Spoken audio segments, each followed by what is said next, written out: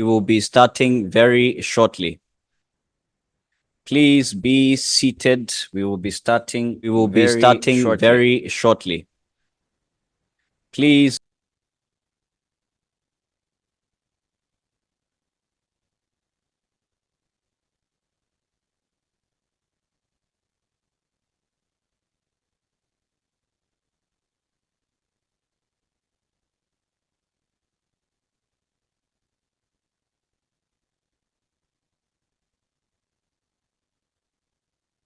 Good afternoon. 大家好. Mr. Mike Liu, Vice President of Center for China and Globalization, the CCG. Your Excellency, Deputy Ambassador Lynette Mwende, Deputy Ambassador of the Republic of Kenya to China. Dr. Hanan Morsi, Deputy Executive Secretary and Chief Economist of the United Nations Economic Commissions for Africa. Mr. Salim Fakir, Executive Director of the African Climate Foundation. Ms. Fatin Agad, Executive Director of African Future Policies Hub, former Senior Advisor to the African Union High Representative. Professor Emmanuel Mutia, Chairman of Kenya Advanced Institute of Science and Technology. Mr. Craig Buyonge Mirito, the CEO of Customs and International Trade Associates, former Deputy Commissioner for Policy and Legislation in the Customs Service Department of the Kenya Revenue Authority. Mr. Gao Haodong, former Deputy Representative of the Chinese Mission to the African Union, NCCG Senior Research Fellow. Mr. Han Bing, former Minister Commercial Counselor in the Embassy of Egypt, former Economic and Commercial Counselor in the Embassy of Zimbabwe. Mr. Ma Jiachun, former Director General of the Department of Foreign Affairs, the Ministry of Commerce, and former Ambassador to the Chinese Embassy in the Gambia. And Dr. Tang Xiaoyang, Chair in the Department of International Relations at Tsinghua University and former consultant for the World Bank, UNDP, and USAID. I'd like to also give an honorary mention to Your Excellency Olisa Mabongo, South Africa's G20 and Dr. Tang Xiaoyang. And then lastly, Mr. Min Hao, CCG Senior Council Member, University, Founder and Chairman of Securam Systems. Distinguished panelists, esteemed dignitaries, friends, valued colleagues, all protocols observed. My name is Sena Vonkujovi, and I am a policy analyst at Development Reimagined, and it's both my pleasure and honor to serve as your MC for this very important event.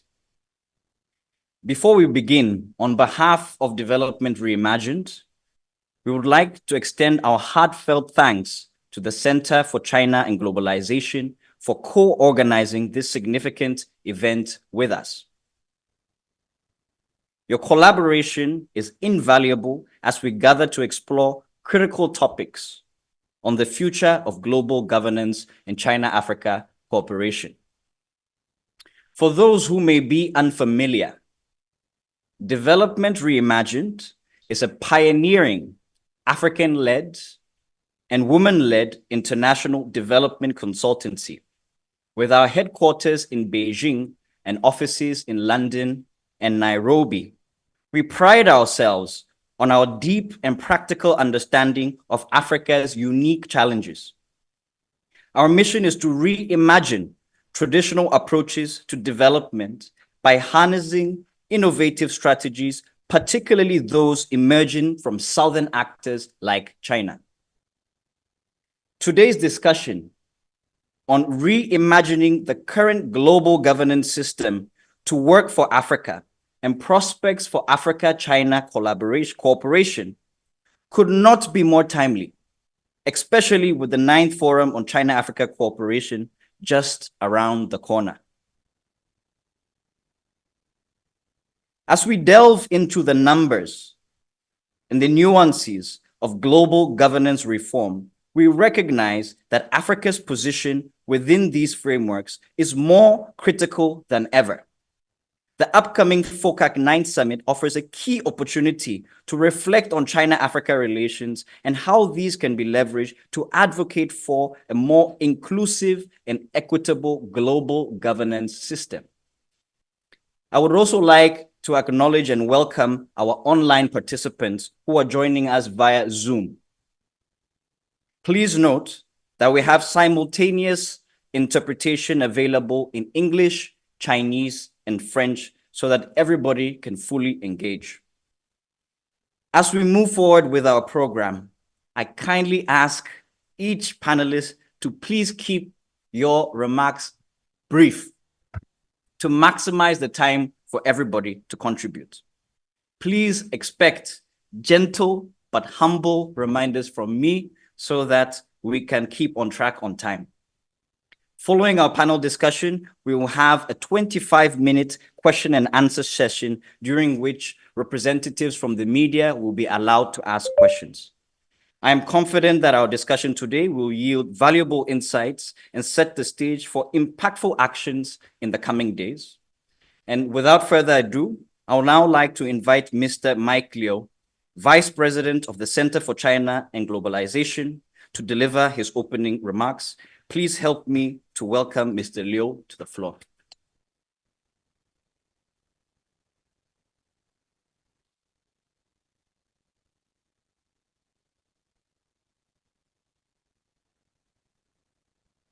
Dear Excellencies, distinguished guests, friends, colleagues, ladies and gentlemen, good afternoon. Welcome to Center for China and Globalization. The 2024 Forum on China-Africa Cooperation Summit will be held in Beijing from September 4th to 6th next week. CCG and Development Reimagining are very pleased to jointly host today's forum on reimagine the central current global governance system to work for Africa and the prospect for China-Africa cooperations. Our objective is to explore how China-Africa cooperation can play a more impactful role in the global governance. As the largest developing country and the continent with the most developing country in the world, China and Africa hold high the banner of peace, development, cooperation, win-win result, and unswervingly deepen the comprehensive strategic partnership between China and the Africa continent. In 2021, at the opening ceremony of the 8th Ministerial Conference of the Forum on China-Africa Cooperation, Chinese President Xi Jinping announced that China will work very closely with the African countries to develop 9 programs. That's the first 3-year plan of the China-Africa Cooperation Vision 2035. These 9 programs aim to promote trade, investment, poverty reduction, and agricultural development, strengthening China-Africa investment and trade cooperation. As a result, China has remained Africa's largest trading partner for 15 consecutive years. Under the guidance of FOCAC, a number of projects, including Neckar Port in Nigeria, Nairobi Expressway in Kenya, has been completed in past 3 years. In the past decade, China has also sent over 500 agriculture experts to Africa and have trained nearly 9,000 African agriculture professionals. Egypt successfully issued Africa's first panda bond here in China providing strong financial support for China-Africa trade cooperation. As we look ahead, China-Africa has embarked on a new chapter by jointly crafting China-Africa Cooperation Vision 2035. The initiative outlined the middle and the long-term objectives of cooperation between China and the African continent. Ladies and gentlemen, we are in a high spirit to strengthening partnership between China and Africa. And the CCG is very honored to have such a privileged opportunity to welcome all of you to join us in this session. As one of the leading non-governmental think tanks in China, CCG is actively advocating public policies with all the stakeholders to promote people-to-people diplomacy. Thanks to the strong support of the Beijing Office of Foreign Affairs, we are very grateful to have Mr. Zhao Hongsheng of Beijing CPPCC along with the other members to join us this afternoon. It is a very important crucial step on implementing the proposal of leveraging our optimal resources and capacity to promote people-to-people diplomacy. 今天特别感谢的是，就是北京政协赵主任那个亲自带队部分委员来观摩我们这次的研讨会。观摩目的也是我们落实2023关于发挥优势整合资源推动首都民间外交的这样的一个提案开展的回头看的活动。所以今天刚才那个Sina 已经介绍我们很多嘉宾，包括那个马大使韩参赞浩东参赞浩东那个代表，还有其他的各位嘉宾。所以因为我们会长和秘书长正在欧洲访问，所以特别让我表达我们衷心的感谢。So last but not least, I wish a panel discussing a great success. Thank you very much. 谢谢。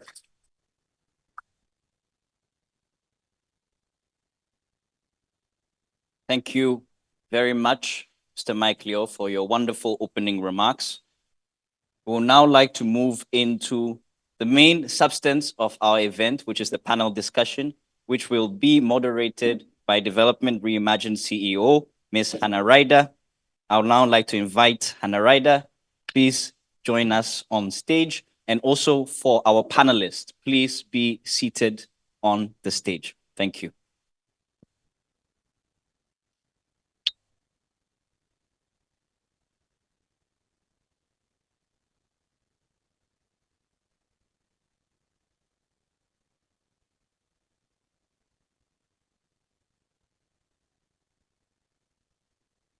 This on? Yes, perfect.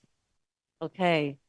Distinguished guests, ladies and gentlemen, thank you very much for being part of this event. It's my great pleasure to be moderating. I have, sometimes I think to myself, what an amazing job you have, but also sometimes what a difficult job you have, because we have an incredible lineup of speakers, leaders and experts in this field. And this field is a broad one. It is finance, it's climate change, it's trade. Whenever we're talking about how we collaborate across countries, this is what we're talking about today. So, but at the same time, I'm also reminded of a proverb that my good friend, His Excellency Ambassador Osman, who's the African Union representative to China, uses. It's a proverb which says you cannot wipe your face with one finger. Another way of saying many hands make light work. So as we gather together, the more that we are together and discussing across many of us, we can actually drive these kinds of reforms. But my job is to try to keep everyone to time while giving us the real meat and substance of what we're going to be presented with today and the different ideas. So let me do that quite immediately. As Senna said, I'm Hannah Ryder, CEO of Development Reimagined, and we have an incredible group of leaders here. Let me first go online to Deputy Executive Secretary Hanan Morrissey, also Chief Economist of the United Nations Economic Commission for Africa, and a dear friend. Thank you so much for being available for this. Dr. Morsi, you have been at the forefront of discussions in Africa between finance ministers in particular, bringing us all together in terms of thinking about the future of international financial architecture reform, especially in the context of global governance reform. If you can, in just 3 minutes, could you give us a real flavor of what are those key proposals and how can China be a key partner in bringing us together, achieving those? Thanks, Hannah. Pleasure to be with you. Morning my time. In terms of the the common position of African ministers of finance, there has been a lot of work that has been going on to really build in a common position in a number of areas, and let me focus on 3 pillars. There is a bit of echo, so perhaps if on your side someone can work on that. But the three pillars. One is access to affordable finance at scale, and we'll go into on what that implies. Second is having a high-functioning distribution framework, and third is amplifying African voice and representation. So in terms of the first one, it's really making sure that the both in terms of scale and cost of financing is reasonable, long-term, sufficiently able to meet both the SDG investment needs, but also the climate action needs. For the and that also includes the need for a well-functioning global safety nets. For example, for the IMF special drawing rights, we need a system that functions well, that basically have. I still can hear the echo, Hannah.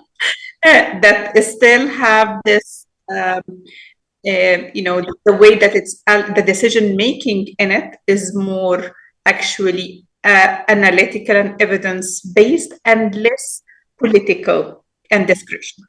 So this is a very important area, but then also in terms of how it's allocated to make sure that it goes where it's needed to go to meet the. So for the formula, not only to be based on IMF quotas, but to also look into incorporate country liquidity needs. And for the SDR to be able to be rechanneled now that we have the approval of using it as hybrid capital. And I think I would encourage that and hope that China would explore actually the pledging to SDR rechanneling through MDBs through as a hybrid capital. That would be really useful for developing countries and particular for African countries.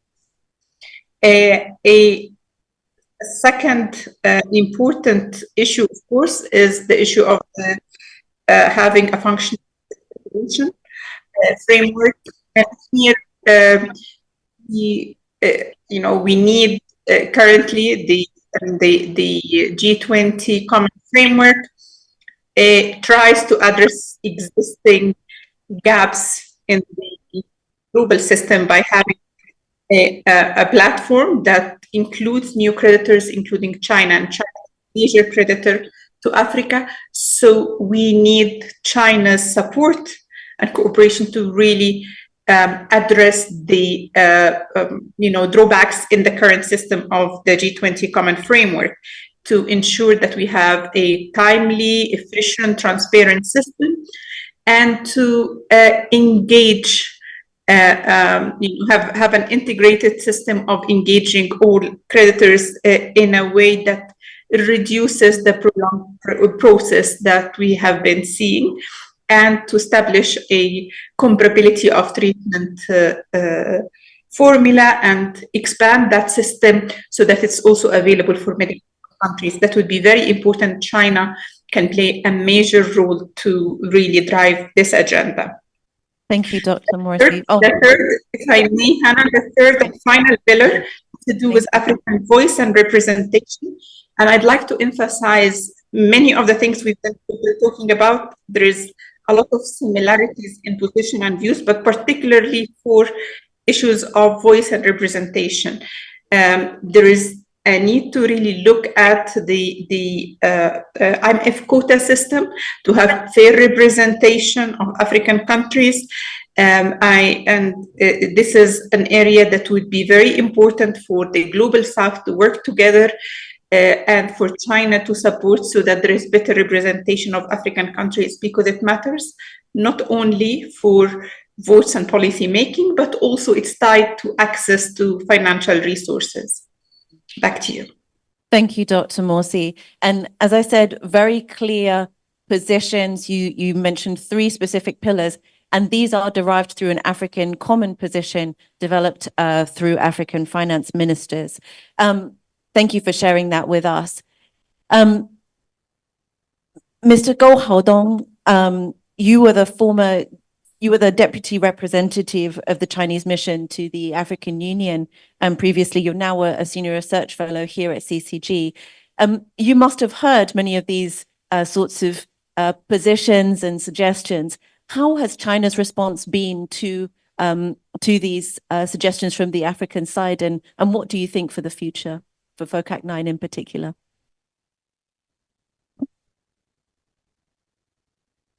And I'm going to ask you, please, to keep your comments brief, so that we can all go around at least once and keep going. Thank you. Thank you.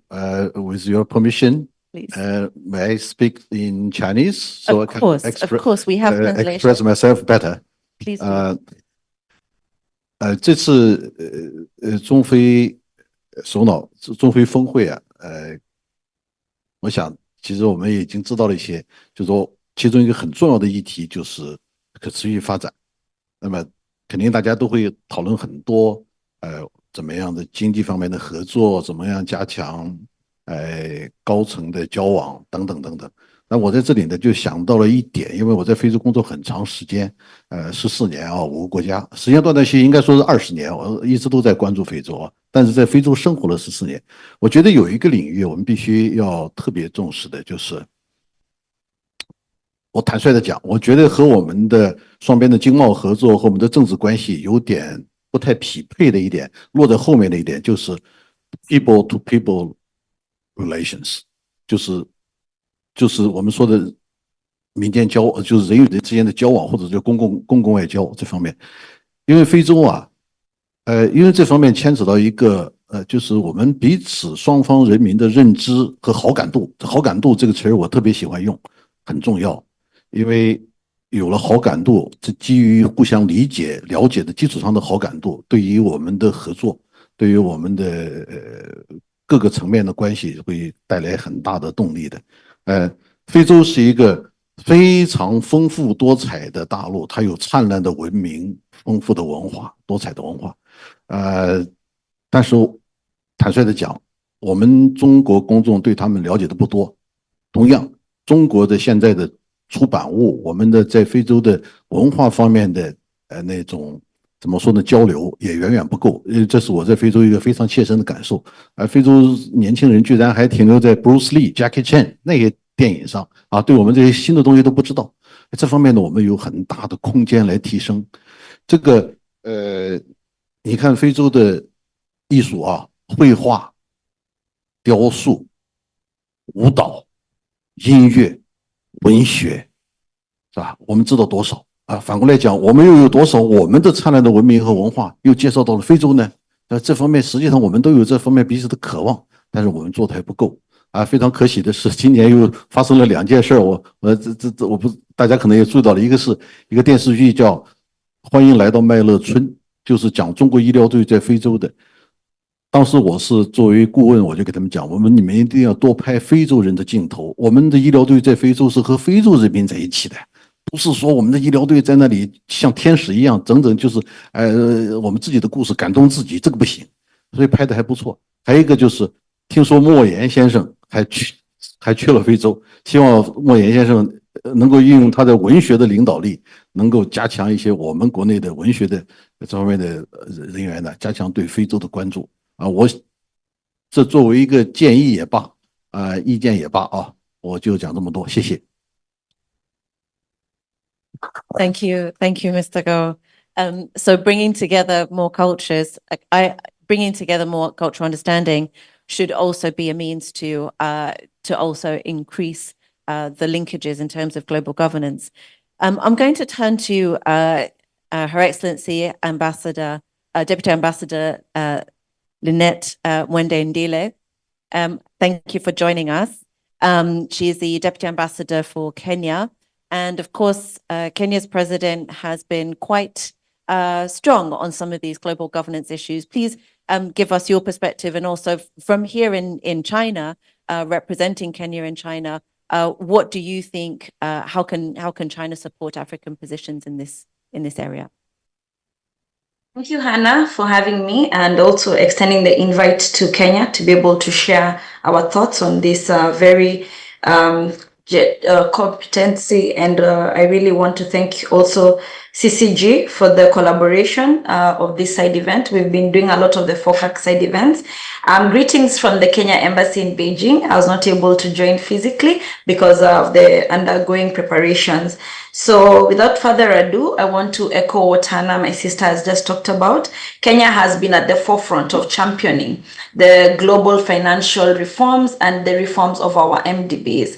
And just to share, last year, Kenya, through our president, President William Samoei Ruto, was able to first hold the first inauguration of the Africa Climate Summit, ACS, in Kenya. And this was AU's Africa Unified Voice on the idea of how we're going to put our minds together on climate change and action. And we were calling also for reforms of our global financing towards climate, because we have all witnessed the adverse and the harsh effects from the climate crisis, whether it is the ravaging floods that you've seen also in Kenya recently and across sub-Saharan Africa. So this is the basis of our championing efforts. And also, just to take you back again, last year, Kenya's President Ruto has been very clear when he attended the Paris Financing Summit in 2023, where he spoke in various platforms on this matter of the global governance reform agenda in Africa's interest. And as I mentioned earlier, we have been doing this as an AU Africa Unified Voice. And therefore, we have been at the forefront proposing the specific ideas and suggestions on what can be done, especially in the area of the international financial architecture, which remains significantly outdated. I'm very glad that this has already been mentioned by my predecessors who have spoken. In the essence of our system really has not worked for African countries. Since inception, we have noted the agency of African countries being continuously constrained with the limited shifts over years in this power imbalance. So now we have lent our voice to really bring out that we need a fit for purpose model. And for me today, that is my advocacy and my call to action. That today we are really at the right time because of FOCAC to push as a unified front on a fit for purpose model, which shall be more inclusive. And of course, with the outdating system, then it is time for a restructure. And as we continue also, this MDB reforms really and truly is a measure that will also see a lot of significant, I would say, support towards the debt reduction. Because as you know, we are all across sub-Saharan Africa, I would say we have this debt burden that you have all seen. And one of the areas I want to emphasize, and the reason I spoke about the climate summit, is because we came out with a concrete proposal through our outcome document called the Nairobi Declaration, which because of time I will not go much into. The Nairobi Declaration becomes the basis for the concrete and time-bound proposals that the Africa Unified Position provided. And one of the key areas why it is linked to this critical high-level dialogue today is because we are now seeing the effects, the harsh effects of climate change, being able to take away our sources of revenue, because now we have to allocate budgets for the expenses towards the effects of climate change. And this continues to further exacerbate our debt burden. So what the idea here is to say, if we are going to start, if we are going to restructure this global financial system, let us put in place measures and mechanisms that can be able to say Africa's burden, or why we are categorized as vulnerable by the credit rating agencies, is as a result of the effects of climate change, for example, that has allowed them to divert some of their budget lines towards mitigation and adaptation. And therefore, I want to call upon that purpose, as I said, a fit for purpose model. Now, the redesign of the MDB governance to ensure fit for purpose system with appropriate representation, voice, and agency for all countries. And this, I want to talk about one element of these reforms needs to be the assurance of a stronger African voice on global financial reforms. As we have just heard about the IMF, Africa has the most members and the most programs, but only about 6.5% of voting shares. And we also know the data from the World Bank. And therefore, the point here is this systemic and systematic marginalization must be addressed now more than ever. It is time for us to have a voice and ensure changes in the financial framework is delivering for Africa. Thank you, Hannah, for having me. And in conclusion, I want to talk about one of the rallying points. The President of Kenya, His Excellency William Samoei Ruto, is keen to always emphasize is that in reform, whether we are talking finance, climate, or trade, Africa should not be seen as the victim. That is my parting shot. We are part of the solution to a more robust and peaceful world, and that is why we must have greater voice and representation in all of these global institutions.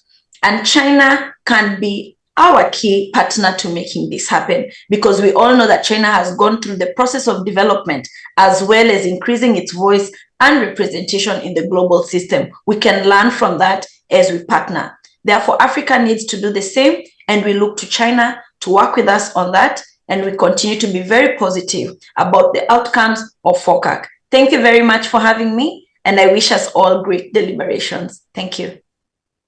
Thank you very much, Deputy Ambassador. Thank you for those remarks and reminders about how the African continent, we're the solution, but also that that China can be a key partner. And I hope this is a key theme that we want to explore today. Thank you for joining us.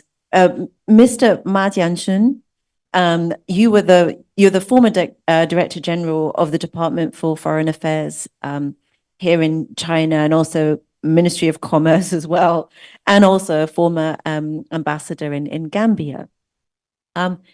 You obviously have a great deal of experience of listening to African voices and thinking about how can China respond.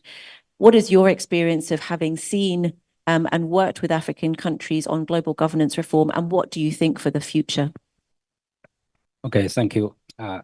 It's my pleasure to take part in this seminar. So just now, I heard that the ambassador, Her Excellency, mentioned some opinions. So I think we also have this kind of ideas that just like what the climate changing issues. So the African countries really is a part of the solution. I agree with that point. Yes. So just now we mentioned the reform of international financial architecture. So it is true that under the original Bretton Woods system, share of the developing countries, including African countries, was relatively small. Yeah. So, we mentioned that African countries had only take the 5.2% in IMF, and the international community should support African countries by increasing their representation, their shares in the existing international financial architecture. I think, at the same time, of course, we should, we should support African countries increasing their shares in traditional world financial architectures. Yeah. But I have another suggestion is that African countries also we could actively participate in the financial mechanism of other institutions like BRICS, the BRICS Corporation. The BRICS Corporation, and also BRICS also provide some financial mechanism for the members corporation. So I think this is also a new trend for us developing countries cooperation. We also can say this global South cooperation. So we can find some another sources. Yes, so this is one thing. During my work in Africa, I also have a deep feeling about the need for capital in the development of African countries. But these African countries, just like we saw from our briefing informations that African countries face the problem. They are subjected to many constraints in terms of financing. So I think some of these financing conditions are derived from the ideas of policy propositions of the Washington Consensus, because the Washington Consensus usually be introduced to the financial institutions for judging their financial conditions there. So this is we think because we used to work in African countries. We know there are 54 countries in this continent.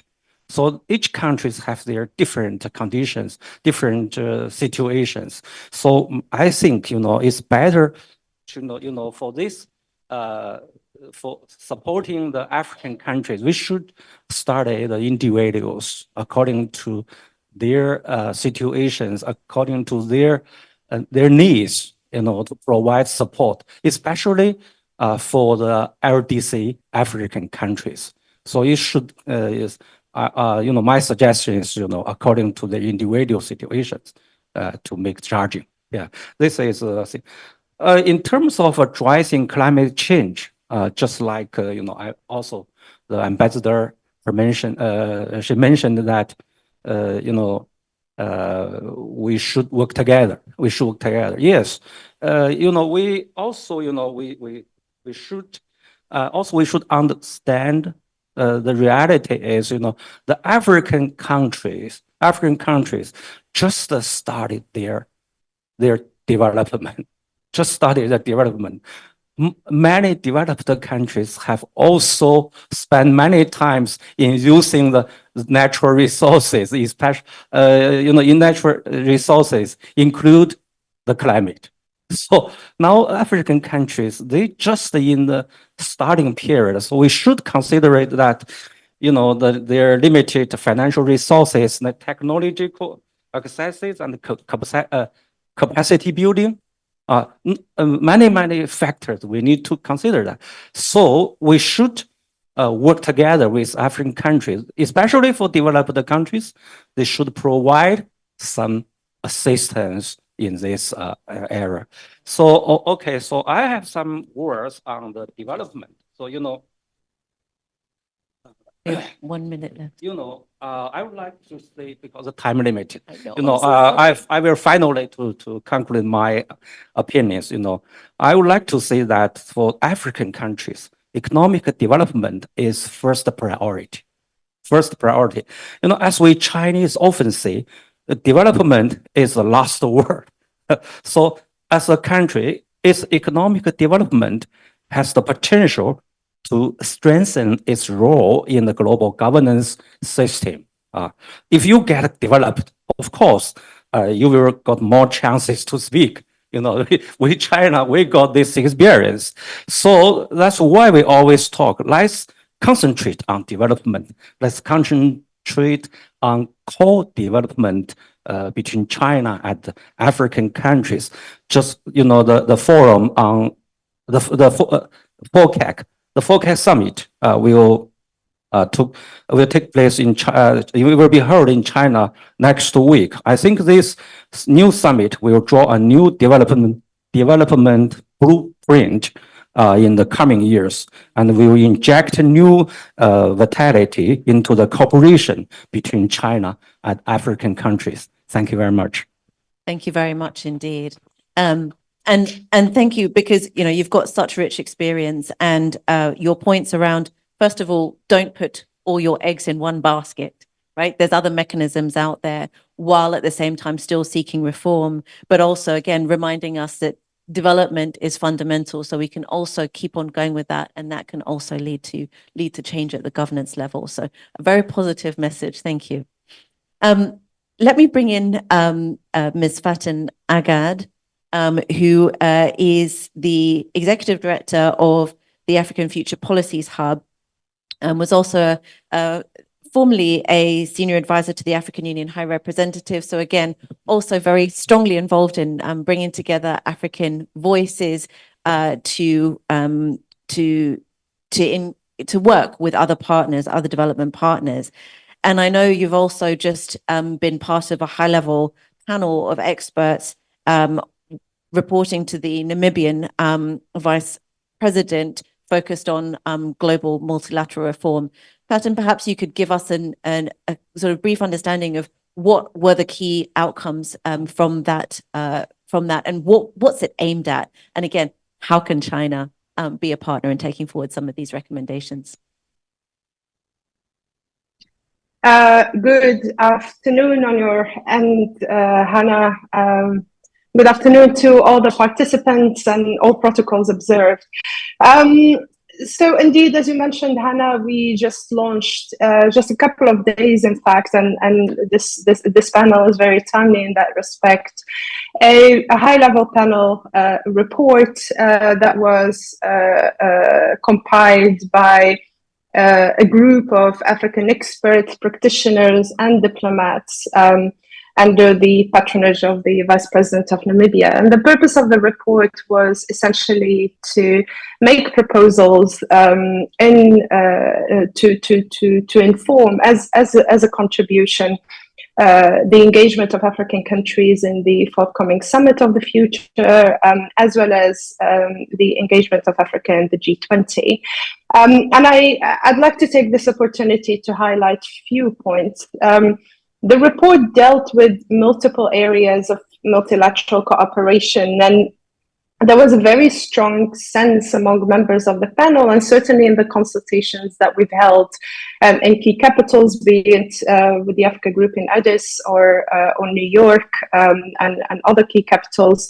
There was a very strong sense that multilateralism is central for the African continent, and it's certainly something that needs that constitutes a core point and principle of engagement for the African continent. It's very clear, as the saying goes, that an old world order is dying and a new one is struggling to be born. And the question is, the new world order that will, the new multilateral system that will that will be created needs to serve not just Africa, but needs to serve humanity generally speaking. We dealt with different areas, and I'll just highlight perhaps a couple of points from three of them. The first was the new UN Security Council reforms. There it was very clear from the different diplomatic positions that support for the African position, not just in terms of number of seats, but also number of seats, including permanent seats with veto rights, that no single member of the P5 supports that call by the African continent up front. And so it's certainly an area of concern. There were a few points on the UN Security Council reforms, the reforms of global security architecture, which we felt is not only relevant for peace and security, but we see that peace and security is handicapping progress on other areas, including, for example, consensus building in key forums such as the G20. And so there was a sense that that issue of the security architecture needs to be reviewed. Again, a stronger place for the African continent is required. But I wanted to focus here, since we started with the global financial architecture and climate as well, to reiterate some of the points that were raised, particularly by Dr. Mursi and Deputy Ambassador or Ambassador Ndile, and add a couple of points. There was a very strong sense that we need to move beyond numbers, and that Africa needs qualitative representation in international financial architecture. And that includes the reforms of the quota system, not only because it allows us to have a stronger voice in decision making, but also allows for more access to financing, including the SDRs, by the way. The second point is that there is a need to reform the common framework, the G20 common framework, and there particularly what the panel had recommended is for to start a process from a process point of view, that a panel be created to review the application of the common framework and lead and conduct consultations with different countries, including those affected, and on that basis provide a report on what is actually at stake. And on that basis, we would have a common understanding of what the challenges of the common framework are, and that would provide a basis to guide the reforms. So we shouldn't start from different assessment points or where it had failed. The third point that I wanted to highlight is that we should avoid a premature reduction of financing, and particularly concessional financing, to certain categories of countries. There's a tendency, for example, to argue that middle-income countries across the African continent can go to the market. We believe that public finance remains central. And so we need to ensure that different categories do have access to concession and public finance. Last but not least, on the global financial architecture, and I would completely agree with the remark of Ambassador Jian Chun, that there are other opportunities for finance. And there the panel particularly emphasizes on the relevance of South-South cooperation. We point there, for example, opportunities with the new Development Bank, the Asian Infrastructure, the AIIA, I believe, which just over the last 3 years, by the way, provided 1.4 billion to Egypt, to Cote d'Ivoire, and to Rwanda. And we feel that there is scope for more engagement with those. Just to close, on climate, I think a lot has been said on finance, but we would really like to emphasize on the need for access to technology. That in itself can reduce the cost of, for example, the energy transition, but we're not seeing enough of that from multiple partners. Thank you again. Brilliant. Thank you, Faten. And again, you've highlighted for us both again the very specificity and I would say sophistication of African discussions and positions, just like Dr. Morsi did, on the financial architecture reform, very specific ideas, but also you mentioned the Security Council, and I'm really glad that you did that because we haven't yet talked about that. And there is, and again, as you've reiterated, very clear positions on the UN Security Council that that African countries are looking for support from. So thank you for sharing that with us, and we look forward to digesting that report in more detail and working with it. I'm going to come to Mr. Han Bing. You have been working on the African continent in various countries, including Egypt and Zimbabwe, and especially on economic and trade issues. To what degree do you feel that some of the, the opportunities for African countries in terms of trade is there a way to use the global governance system to increase the opportunities for African countries when it comes to trade? And again, what role can China play in supporting that? Okay, thank you. I know there is time limited, so in order to save time, I would like to speak in Chinese. For me, it's better. Thank you. Please go ahead. Thank you. I'm sorry, my Chinese is not good enough to be helpful. 好，我呢就讲一个问题，因为时间比较紧哈。首先呢，我讲的就是这个讲一个故事吧。2000年的时候，中非合作论坛成立，那一年在英国的这个经纪人的杂志上，有一个封面，上面写的是 Hopeless Continent。指的是非洲。到了2011年，经济学这个人又出了一本杂志的封面，上面写的是 Africa Rising。到了2013年，又出了一本杂志的封面，上面写的是 Aspiring Africa。我们可以看到，这10几年整个世界对非洲的观察所做出的改变。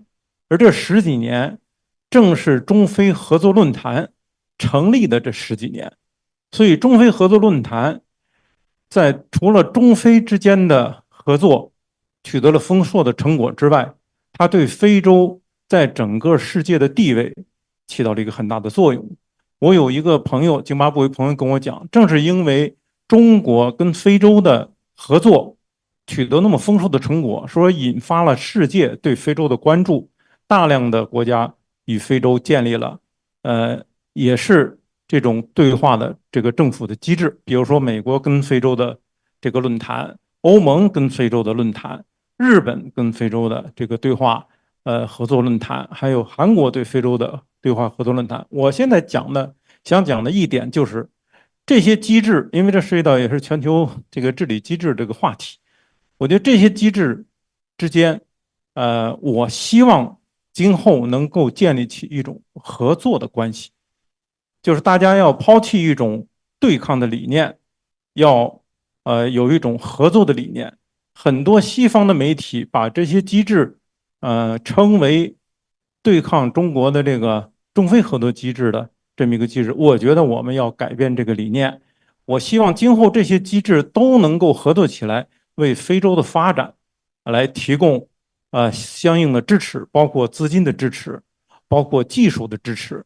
因为很多的这些机制里头是为非洲提供了大量的资金的，但是呢，如果双方能够合作的话，中国的技术、中国的能力、建设能力，如果我们在讲气候变化的时候，我们可以讲中国在气候变化方面的这个开发的这些技术和建设能力是完全可以为非洲提供这个非常大的帮助的。比如说，同样的一笔钱，如果让中国公司来建光伏啊，就新能源吧，包括水电站啊，那你们会建出很多的项目所以我觉得在这种情况下，我们怎么能够把这些合作机制能统建起来？我觉得非洲是可以发挥非常大的作用，因为这些资金、这些机制都是为了最后的受益者就是非洲，所以我觉得呢，非洲今后是不是可以从非洲这个角度上来把这些机制能够让它能够变成一种合作的机制，而不是一种相互不好的竞争机制啊。如果是良性竞争机制，我觉得也没问题。我们这个中国提出"一带一路"倡议的时候，我们知道这个美国也提出了这个全球基础设施投资伙伴关系的计划啊，跟欧盟一起提出要拿出$6000亿帮助这个帮助发展中国家建设基础设施。现在许多的西方媒体啊，当时讲到说这个计划的提出是为了对抗"一带一路"的，但是中国人并不认为这样。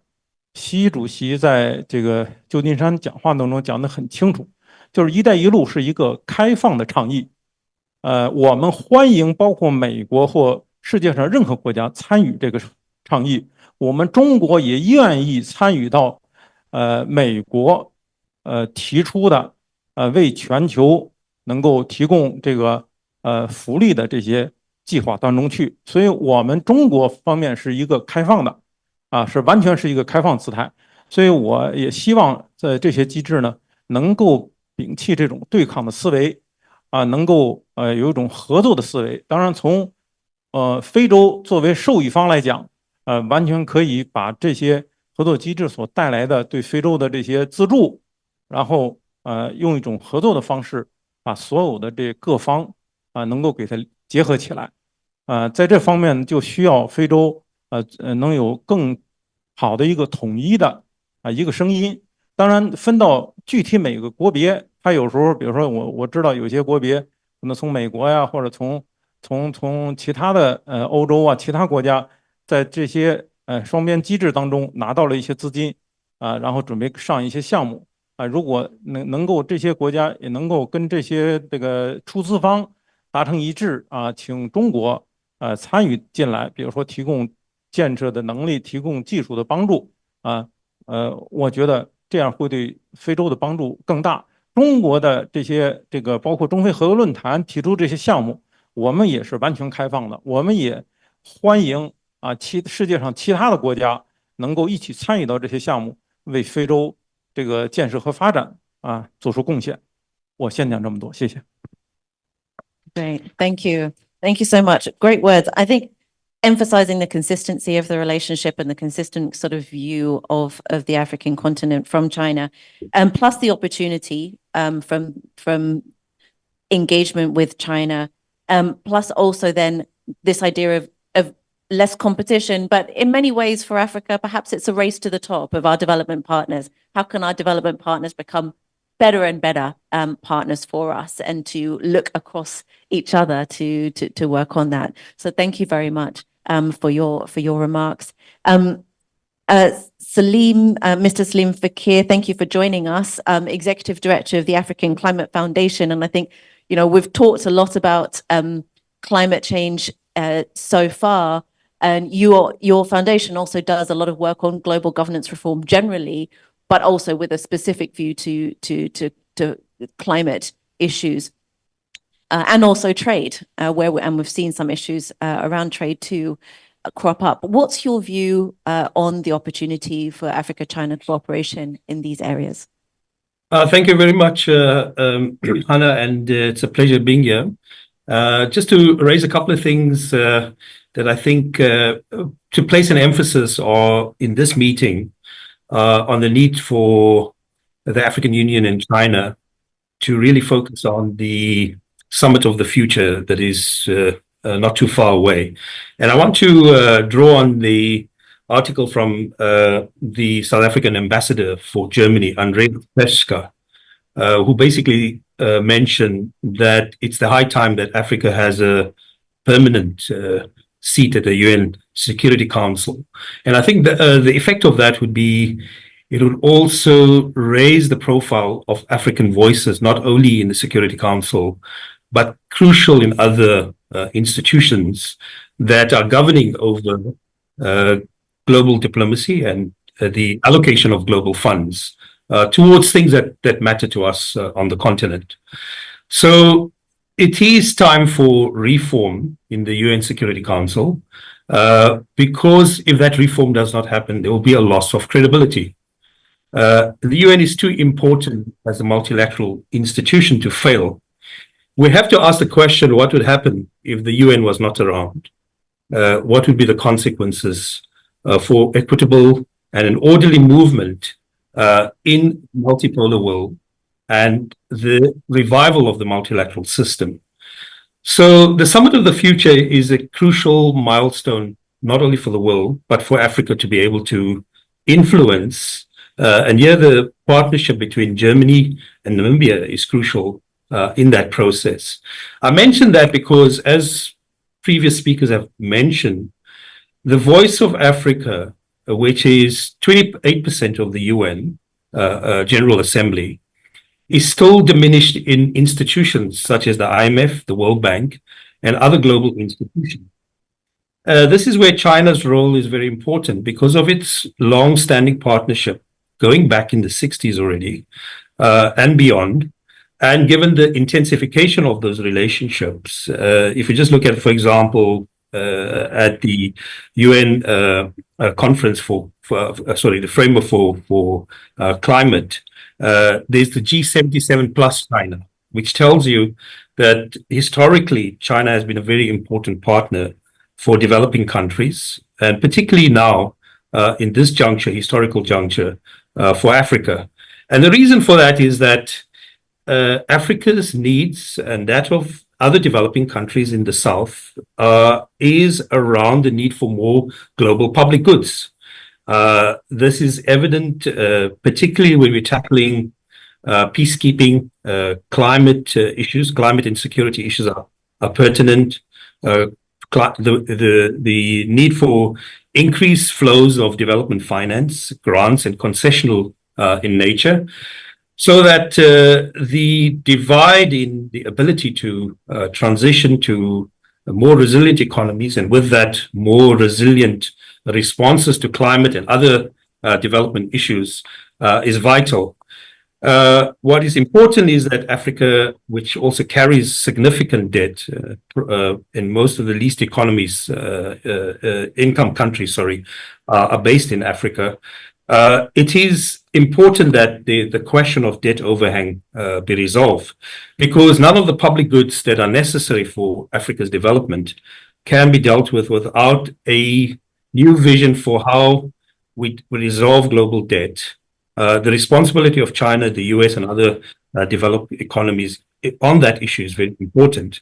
And the reason why I mention that is that the development path of Africa, it's not only just about economic revival, but how we tackle the future of climate issues. There's very strong interlinkages between climate risks, climate opportunities, which I mean by increased investment in low carbon technologies, but also a topic that is less addressed in this particular meeting and will be picked up at the BRICS Forum in a week or so's time, is the question of green industrial development. I was just reading the Shanghai Action Initiative morning, because we have a colleague there, and it's really interesting to see those outcomes, where there's a lot of focus on green industrial development and transfer of technology. We have to find, with the influence of Africa and China, to put a pause on one-sided carbon pricing and punitive measures and tariffs that limit the scope for increased flow of low carbon goods. Also climate finance, because they are being fragmented in a very geopolitical with a geopolitical lens. And I think just finally, because I know I'm running out of time and you will put me to stop, is to really define a very clear roadmap beyond the Summit of the Future and the Pact of the Future, leading up to the G20, because South Africa is going to host the G20, and we have the Honorable Ambassador or Special Envoy for the G20 year from South Africa, that we should pick up on the meeting in September on the future of the summit, draw strong linkages on many of the issues that are pertinent and have been raised here, to the discussions in the G20 and fostering a closer relationship between Africa and China in terms of the leadership for South-South coalition. Lastly, I would just want to put on the radar here a very pertinent issue that the world is losing ground in. We talk a lot about climate issues, but I do think we also have to be concerned about and yes, Africa's voice is very important on this, and China, is the growth in vertical and horizontal nuclear proliferation, which is a risk to all civilizations, and something that we should really look at. And also to note that on the continent, improved access to energy and cheap sources of electrification is critical for scaling up of digital technology and the ability of Africa to integrate into the global economy, which is vital given the size of the population in terms of Africa's population will be 25% of the global population in a couple of decades. So I just want to leave with those few words. I will have to leave in 15 minutes or so, but I'm happy to answer your questions. Thank you very much.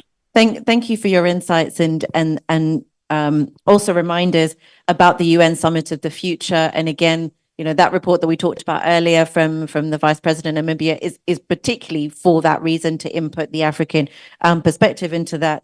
But also your points on peace and security, nuclear, and again, the interactions with climate and debt that we have to contend with. And again, the more awareness from China, coming back to the point that Mr. Goh had mentioned at the beginning about how the more understanding of these issues across Africa and China, the stronger we will be together, including forums like the G20. We have Dr. Tang Xiaoyang online as well, and he has been working especially on development finance reform issues for a long time, and also China-Africa cooperation. We're really pleased to have you join us. Please, what's your suggestions for the Forum on China-Africa Cooperation and where we can go next on global governance reform, given your expertise in bringing together several sides? Thank you, Hannah, for inviting me, and also thank you very much for CCG and DR to organize this meaningful event. And yeah, regarding the global governance it's actually really a critical moment right now, since the whole world see a fundamental structural change. We actually see the GDP by purchasing power actually for the of these BRICS countries now already exceeds that of the G7 countries last year.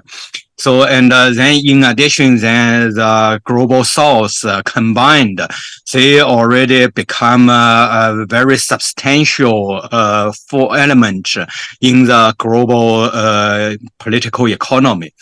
So in this regard, then we see actually the older structure, no matter it's a Bretton Woods institution or the UN Security Council, actually this existing institutions, their reform is certainly lagging behind the real political economic trend. That's understandable, since these institutions, they were set up in more than 70 years ago. And their the functions and their framework was set, and it's very difficult to change these existing institutions. So the speakers mentioned Africa actually didn't get the due part, but even for China, China's position in this SDR, right, in the IMF is much smaller than its GDP portion, right? So, and also in a lot of institutions, China is also underrepresented in the international organization in comparison to many like European countries. But so, however, we, on the one hand, we see these problems and challenges. But on the other hand, for us, we need to find out more innovative and pragmatic approach. Because we see it's just not very feasible to simply ask for the existing institution to do radical reform. For example, the UN Security Council. Certainly, Africa has a consensus and wants to get a seat. But then people will think about Germany, about Japan, about India, about South America, about Southeast Asia, and how to coordinate them. It's not only the P5 they can do this. It's the whole world will think about it, right? When India comes, then how about Pakistan?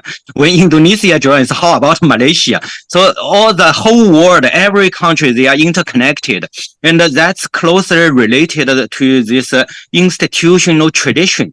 Actually, it's just to reform the existing ones are much more difficult. So that's what I also heard from the speakers. Actually, these new institutions, they provide a lot of possibilities and potentials. So we see the BRICS, actually, the Africa has already 3 members in the BRICS plus. So that's already a quite exciting development. And we see also in G20 now the African Union is a part of it. Right, so I think we actually should, instead of focusing on the existing institutional reform, I think we should at least put equal effort, if not more, on this strengthening of the new institutions. Because these new institutions, when they are established during past years, they actually reflect a lot the ongoing change, right? So I think exactly because the rise of global south, then we have this BRICS and we have a G20 expansion. And these new institutions, how to make them as strong as the older ones, or even replace the older ones in the global arena, or at least complement each other. That will be, for me, a more important task. And certainly this is actually not like FOCAC cannot talk all about this. FOCAC is more about bilateral discussion. But I think the success history of FOCAC can give us a lot of insights and enlightenment about how the South can work together and then invent a new mechanism to strengthen the global South rise development. Thank you. Thank you very much. Thank you very much, Professor Tang. Again, reminding us of not putting all eggs in one basket and working really strongly on the new institutions and perhaps, using those as means to reimagine global governance and show a different way forward. And I know we have got a number of members of staff members from the Asian Infrastructure Investment Bank here in our audience. We know there's around 20 African countries are already members of the AIB. So I think that's definitely something that African countries are well aware of, and reiterating exactly your point. Thank you, Professor Tang, for your insights. We've got 2 more fantastic speakers online, and I just know we're running out of time, but I do hope we can give them enough opportunity to share their insights. Mr. Craig Biongo Marito, thank you for joining us. You are one of Africa's top trade experts and lawyers.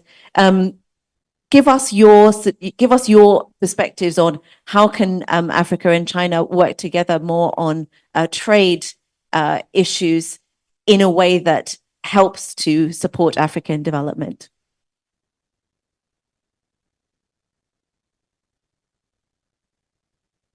I think you're muted.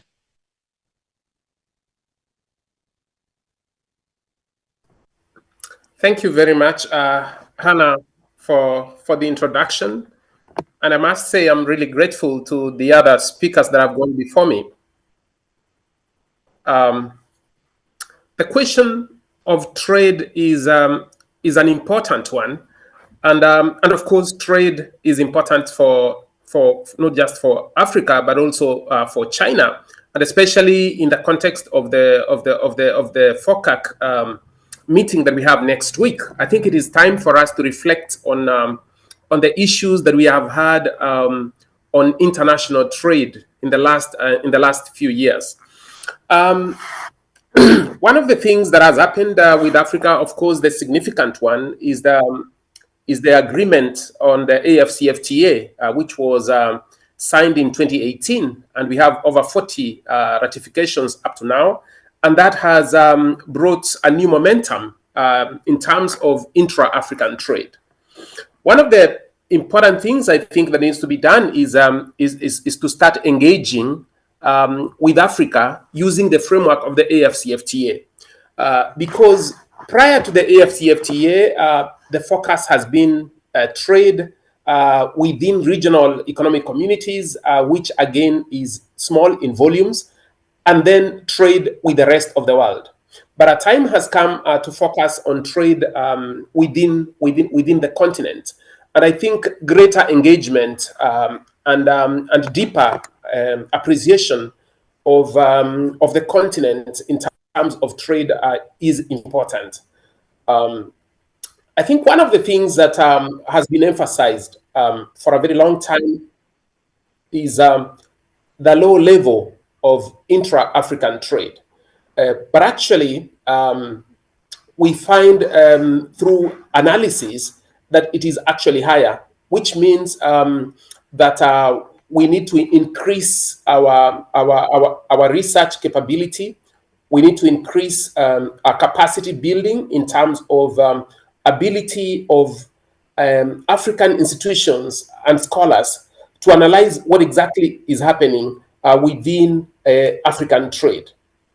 Secondly, and this has not been spoken of here a lot, but it's about reform of the World Trade Organization. The World Trade Organization has been struggling in the last few years. Specifically, there's been a problem with the dispute settlement mechanism, the appeals system. And this is something that I think is of relevance to everyone in the world, because the World Trade Organization is so critical in terms of ensuring that the world runs on rules in terms of international trade. So this is something that should be a priority for both Africa and China. There are also a number of issues that were not resolved during the MC13. Specifically, we have the issue of subsidies on fisheries, issues on extending special and differential treatment to issues of SPS and TBT, that is technical barriers to trade, and sanitary and phytosanitary measures. We know that Africa's advantage in terms of international trade is actually in agriculture as well as minerals. Now, agriculture and minerals are areas where SPS measures as well as TBT are critical, and it is important that special and differential treatment is also extended to these areas. Finally, my comment is on the reform of the international system as a whole. I think one of the things that sometimes we don't realize is that what happens at the UN level, for example, the UN Security Council, which was established, which has its background in the world immediately after the Second World War, as well as the international multilateral trading system. If we have reform at the UN in terms of getting Africa to have permanent seats in the Security Council, this will have a flow-on effect on other organizations in the world. And I'm happy to see that we have had Africa joining the G20 so that we have the G21. So this is something that I think should continue to be emphasized at the international level. Lastly, I want to make a point about the engagement between Africa and China. I know there is a lot of engagement and a lot of emphasis on engagement between governments or at the governmental level. But I think this needs to be deepened to include private sector engagement as well as academia and think tanks, so that many of these issues that are coming out of these discussions can become more widely known within Africa to the benefit of the people of the African continent. Thank you very much, Hannah. Thank you, Mr. Marito. And let me just again thank you for your insights on. You mentioned the African Continental Free Trade Area, key development for Africa, but also for China as well in terms of trading with the continent. WTO reforms, we had references to that earlier, and the need for avoiding geopolitical using that as a mean, using the WTO as a means for furthering those. But also the importance of agriculture trade and cooperation around agriculture trade as well in the private sector. So thank you very much. Professor Mutisia, you have been waiting for quite some time to speak, and I'm going to put it to you to kind of see if you can bring some of these discussions together as well as input your own views as chairman of the Kenya Advanced Institute of Science and Technology. What do you think we need from global governance reform?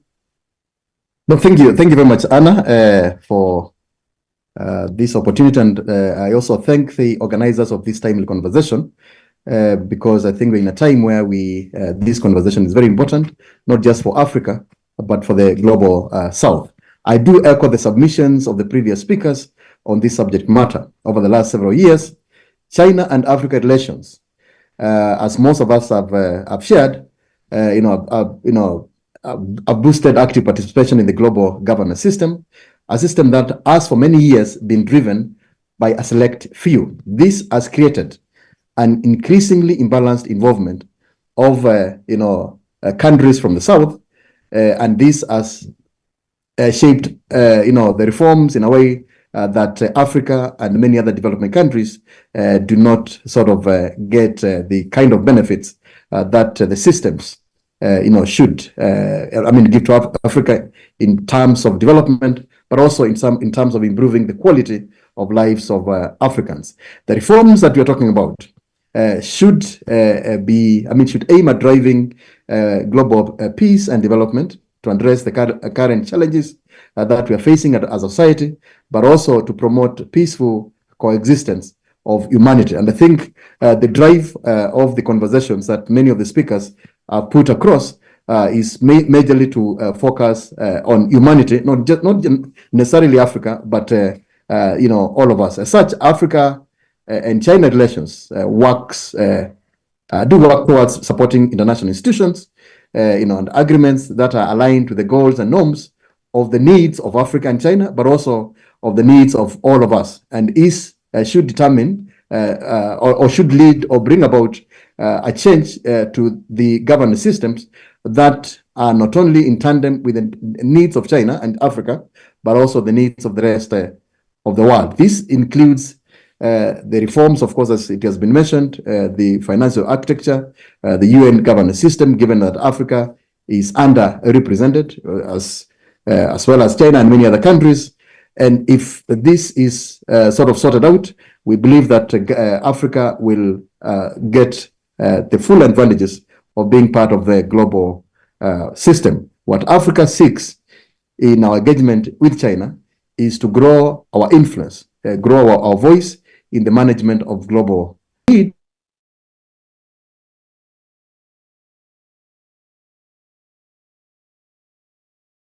that transcend national borders, and also that require collective solutions. For example, I think we have a lot of technological disruptions today, and these are cutting across, not just in Africa or in China, but it's across the divide.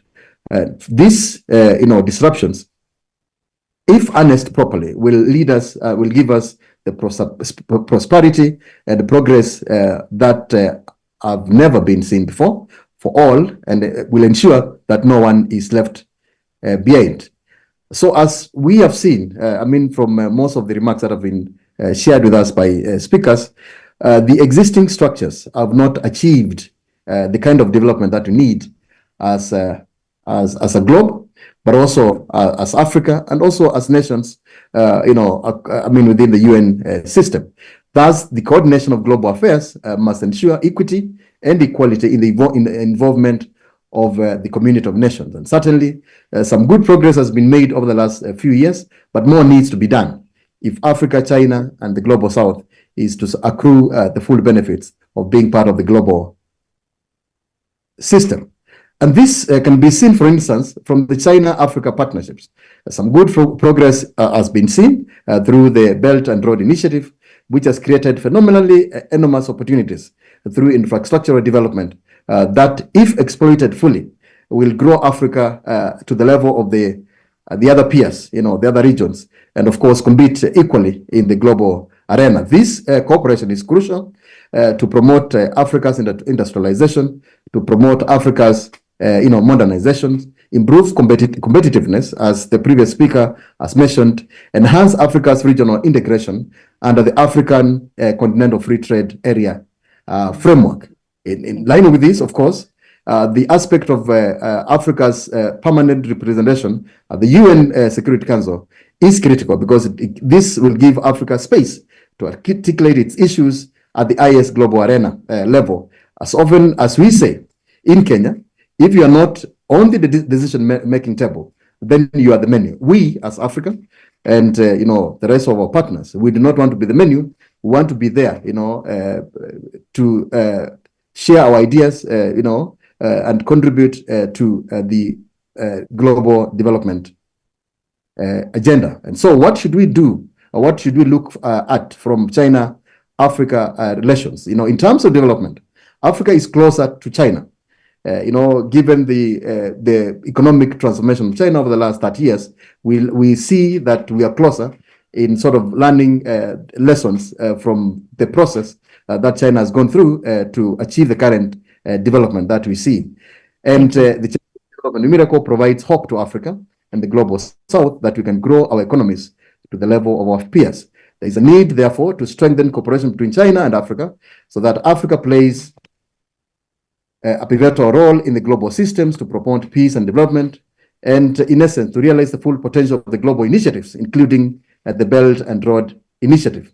It is therefore time that the global governance and accountability system, the international financial or financing architects, are reformed to bring about inclusive governance, global governance, and innovative financing mechanisms to drive inclusive and sustainable development.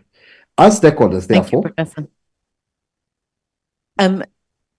Sorry, Professor, you have one more? Just one more thing? Just one last thing.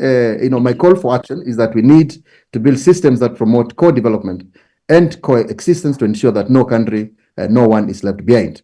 Africa and the Global South is, given that, we are underrepresented, as I've mentioned, need to sort of come together and work together in ensuring that this conversation reaches the highest level possible. And I hope that the upcoming China-Africa Summit of Heads of State and Government next week will put this at the center of the deliberations. Thank you very much. And over to you, Anna. Thank you. Thank you, Prof. Matisia. And sorry, I almost cut you off there. But we really appreciate you joining us. And I think, again, bringing this together, you came back to this point about the African continent being at the center of solutions, or in terms of multilateralism and globalization. And that brings me to Mr. Liu. But if you don't mind, I know we have a lot of questions from the audience that still want to be asked. Perhaps the two of us could do some wrap up right at the end after the questions. What do you think, Mr. Liu? That will be great. Yes. Okay. Then we could have our audience do questions now. But so let me take this very, very quick opportunity to say thank you to all of our panelists for joining us and giving their brilliant insights. We will bring these things together shortly, but let's move to the audience questions. Thank you. Before the audience questions, we would like to take this opportunity to take a group photo to commemorate this moment. So can I kindly ask the panelists to please be standing? We're going to be taking a photo together with our virtual participants. And may I ask the two gentlemen to also join us for the photo?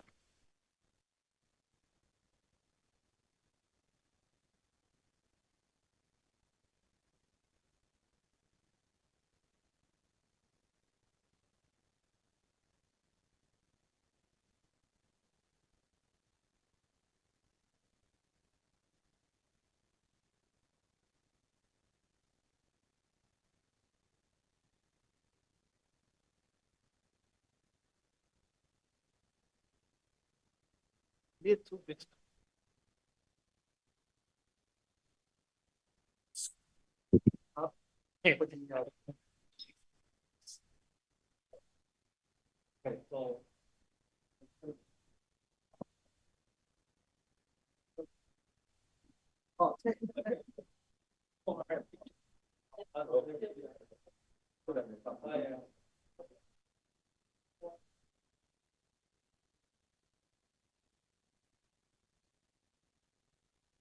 Thank you.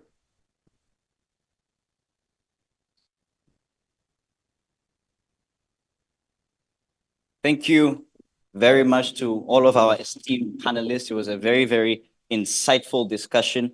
And also thank you to many who joined us from very far away, even early in the morning. Unfortunately, Dr. Hanan Morsi from the UNECA had to leave early. And so before we start our questions to media representatives, I would like to give the floor to Mr. Min Hao, CCG Senior Council Member, to also ask his questions. 我听到大家讲了很多关于中国和非洲之间的这个关系啊，其实我是想从企业的角度，从产业的角度来说一下我的一些建议。我本身是国际标准化组织的委员，也是欧洲标委会的委员，也是中国标委会的委员，同时我也是美国标委会的委员。所以我就想从标准的角度说一下中国的发展和这个非洲的发展之间，我们会有一些什么样的关系。我想从标准这个角度说一下。其实产业发展标准应该要先行，中国呢是在这个方面有很多的教训，吃了很多的亏。举个例子来讲，我们的太阳能产业，过去一直没有一个统一的标准，很多厂家各自做自己的标准，所以现在呢，造成我们太阳能的产业现在要去做一些更换的时候，我们会付出非常大的代价。所以现在各个厂家也发现了这个问题，所以我们现在开始有一个统一的国家标准，但是这个标准做得太晚了。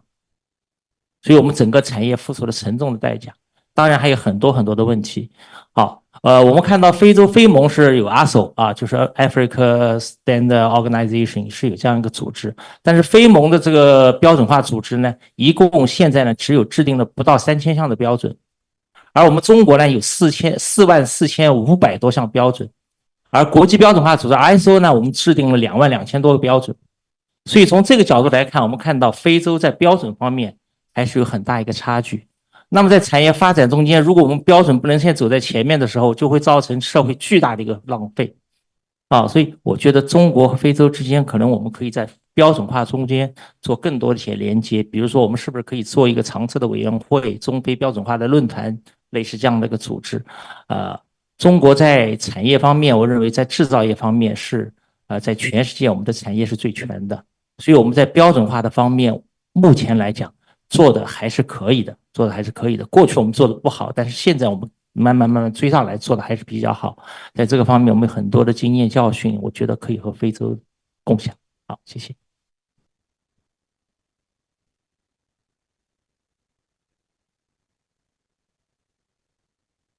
我就标准的问题，我可以讲一下，就是确实我们在非洲国家做了很多项目，我在津巴布韦和埃及都做过。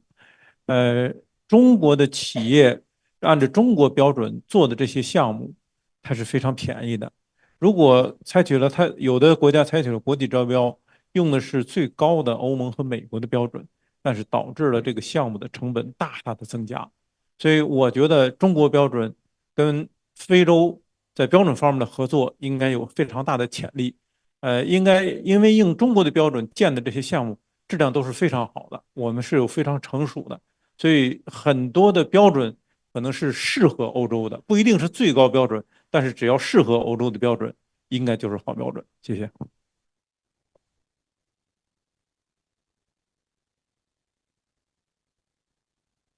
Thank you very much. We'll now like to give the floor to the representatives from the media, and we'd like to start with CMG CCTV. Unfortunately, Dr. Hanan Morsi and Deputy Ambassador Lynette Mwenda will be unable to join this session, but we'll be able to share your questions with them and give you their responses in writing after this session. So I would like to give the floor to the CCTV representative first. Thank you. Actually, I'm wondering if Mrs. Fatten Aggard is still online. Yes, you should. I also have a question for her. Mrs. Fatten, from the perspective of the African Union, what are your expectations for the Beijing summit of the Forum on China-Africa Cooperation? And last year, the African Union became a full member of the G20. What new areas of cooperation does the African Union hope to expand with China under the framework of the G20? Thank you.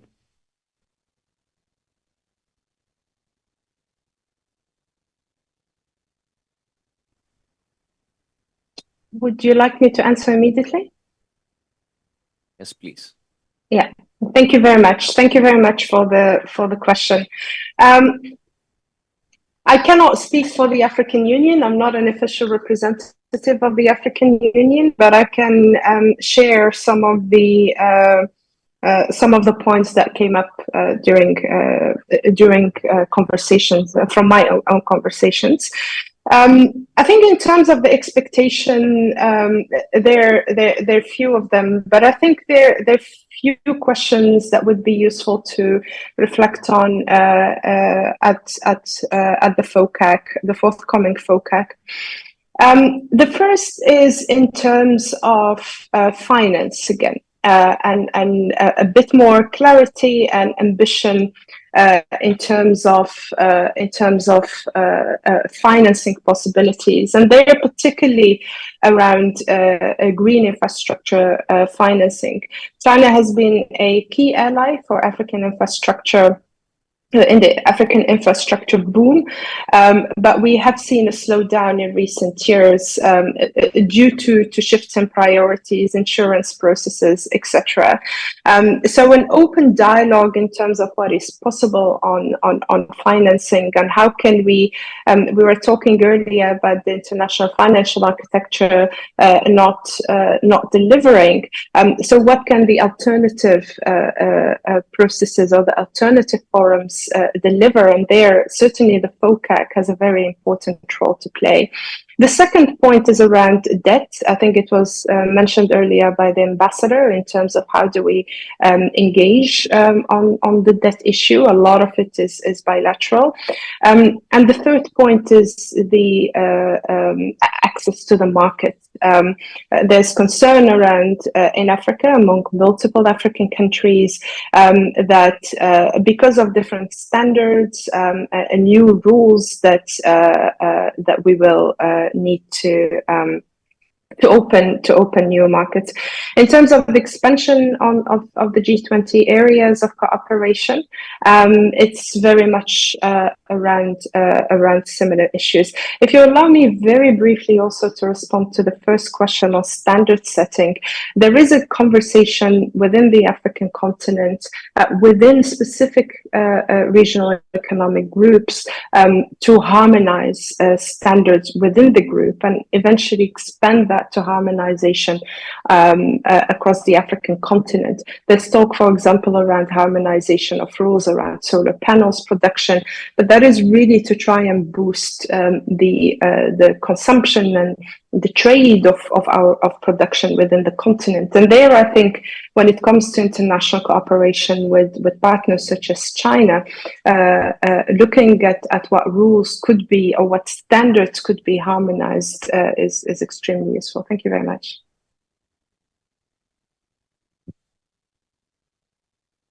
Thank you very much, Ms. Fatin.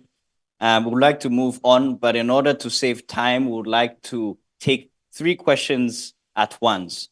And so we'd now like to open the floor to China Internet Information Center, and after that, Caixin.com to be able to ask 3 questions. Do we have the representatives from China Internet Information Center here?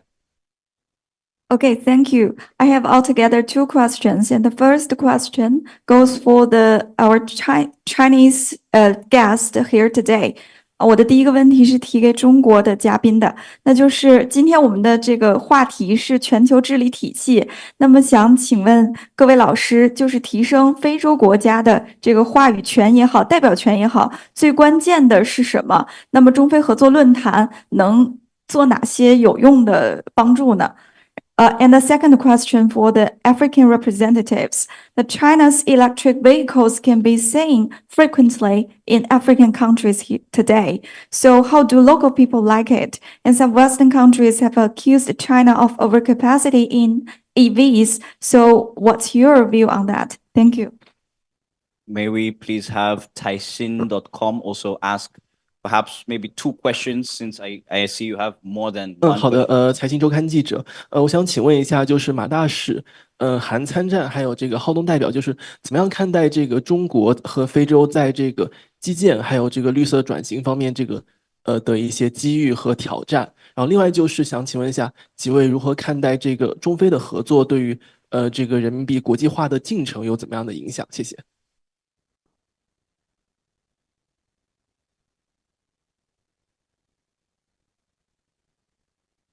Would like to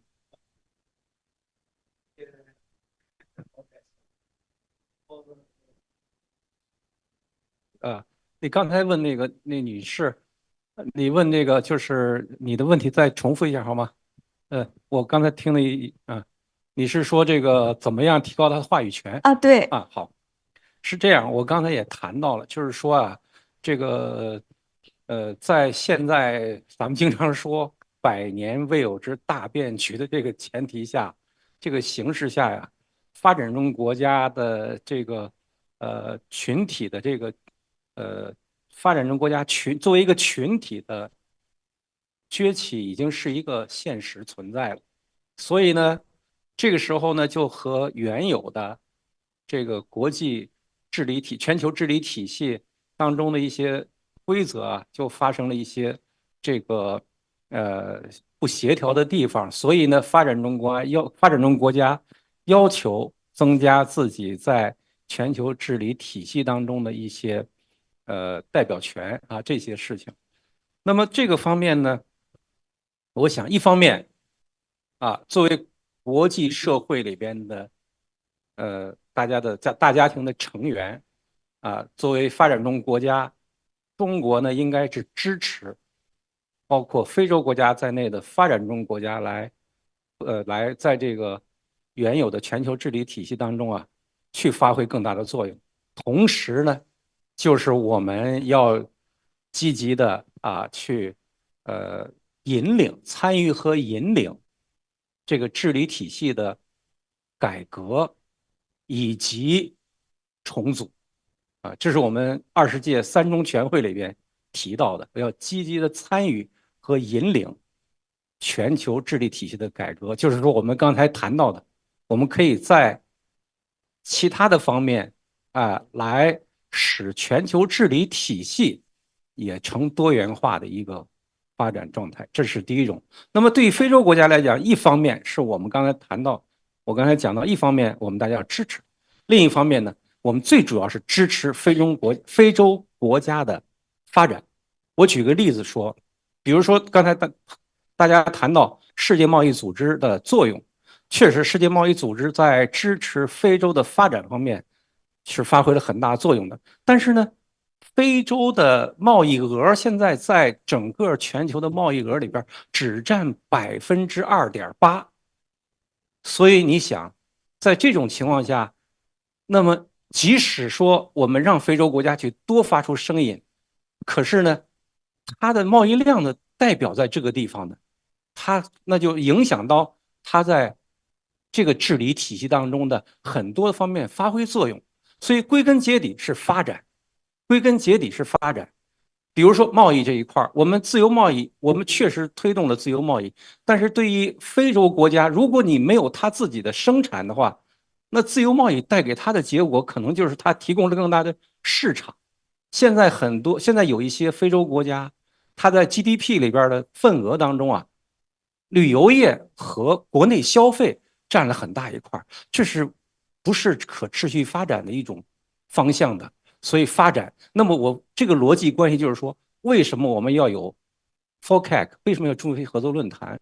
那就是我们中国政府在支持非洲的发展，我们希望把非洲的经济发展起来之后，那么非洲就能够更好参与到全球治理体系当中了。同时，非洲的发展也是为全球提供了更大的市场和资源。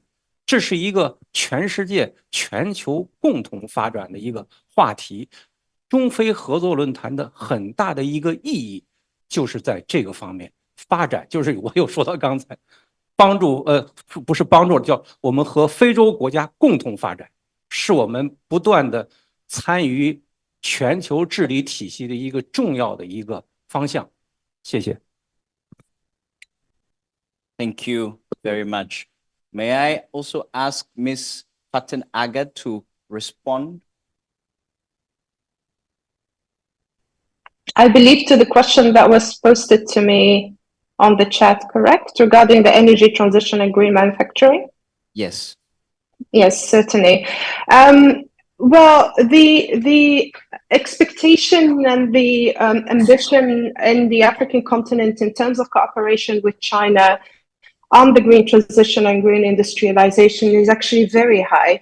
I think if there's a part of the world where there's a sense that a relationship could and should be built, it's certainly with China. That being said, I think the model of cooperation is extremely important. China has been a formidable partner to African countries in terms of the provision, for example, of solar panels, in terms of construction of and boosting of hydroelectricity, with the construction of dams, etc. But we need to work on a sustainable model. And I think from the perspective of the African continent, it's really about avoiding the mistakes of the past. And doing that would require a partnership that encourages local manufacturing through partnerships, including with the Chinese private sector. I facilitated some time ago engagements between African manufacturers of solar panels and Chinese manufacturers of solar panels.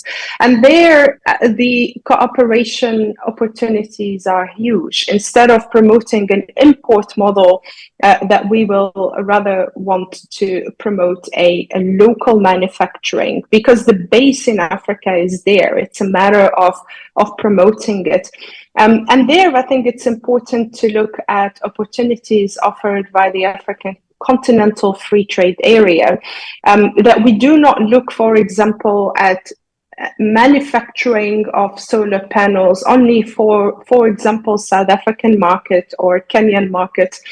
That the continental free trade area is in fact offering the Chinese private sector operating in this sector the opportunity to manufacture in African countries or parts of components in African countries and export that in a much larger African market, where there is a huge need of scaling up the deployment of renewable energy. So cooperation around manufacturing specifically is something where there is very high expectation, and I think it's of course a sector led by the private sector, but governments can facilitate that cooperation through incentives, and perhaps the FOCAC can be an opportunity to discuss those incentives. Technology transfer or technology sharing, perhaps not transfer immediately, but technology sharing is certainly also part of that. So these are just some examples where we feel that there is great potential for cooperation between Africa and China. Thank you very much, Ms. Faten Agad. Now that we are here in person, I would like to open the floor to the physical representatives that are here. I see your hand up. I see your hand up as well. Yeah. We also see Mr. Ali, your hand up. I'd just like to gently remind you that we also have some of our online participants, Mr. Craig Merito, Professor Tang Xiaoyang, and Professor Emmanuel Mutisia, that are still online to take your questions. But first, thank you. 1, 2, 3, please, let's have 3 questions at once and then open the floor to our panelists to respond. Thank you. It's from Development Research Center of the State Council of China. And I want to ask a question to Mr. Liu.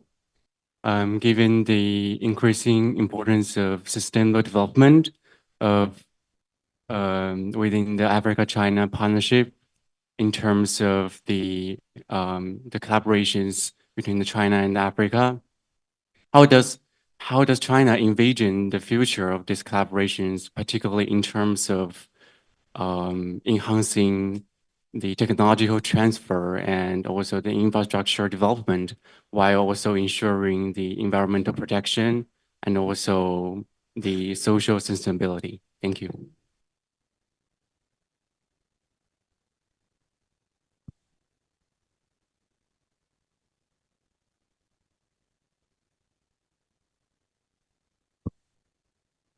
Uh, 来自世界观的记者提问，我想问一下浩东代表，是这样的，就是我刚刚听到各位来宾的一些观点，我想说，其实近些年来，世界各国都加强了和非洲之间的合作，比如说我们看到美国、欧洲、日本、俄罗斯，甚至印度，也都强调了要与非洲国家加强合作，而在国际组织当中，比如说 G20、G20，金砖。也都加强了与非洲之间的合作，也加大了非洲代表的这个属性，这些都是积极的一面。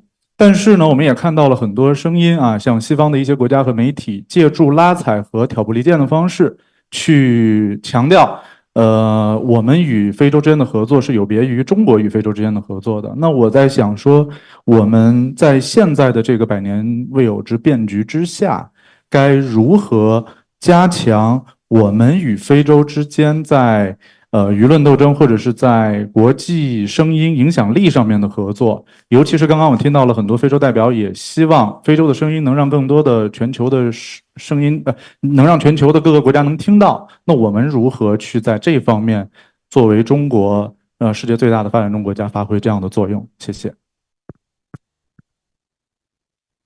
Hello, I am Ali from University of International Business and Economic, Beijing, Maodashwe. So my question is for Mr. Jia Jianchun. So you have had a good point about the Washington consensus. So for me, I see the global value chains as a framework, as an alternative for the Washington consensus. So in terms of system, and now China is number one now for the global value chains, whether it's simple or complex. What can African countries can adopt or benefit in terms of systems to place themselves in the global value chains framework? Thank you.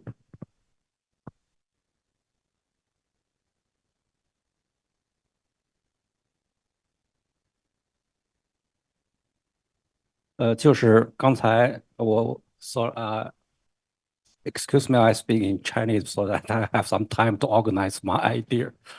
Okay, so 刚才谈到这个华盛顿共识，这个有些就是目前呢，正如我所说的，在一些国际金融组织的这个金融安排方面，确实是有很多东西的考虑呢，是与我们所谈到的华盛顿共识的理念是有关系的，是有关系的。因为呢，多年来啊，这个华盛顿共识的理念呢，在西方的经济政策当中，特别是对发展中国家的政策当中啊，它确实是发挥了一定的，在很长时间内都发挥着作用。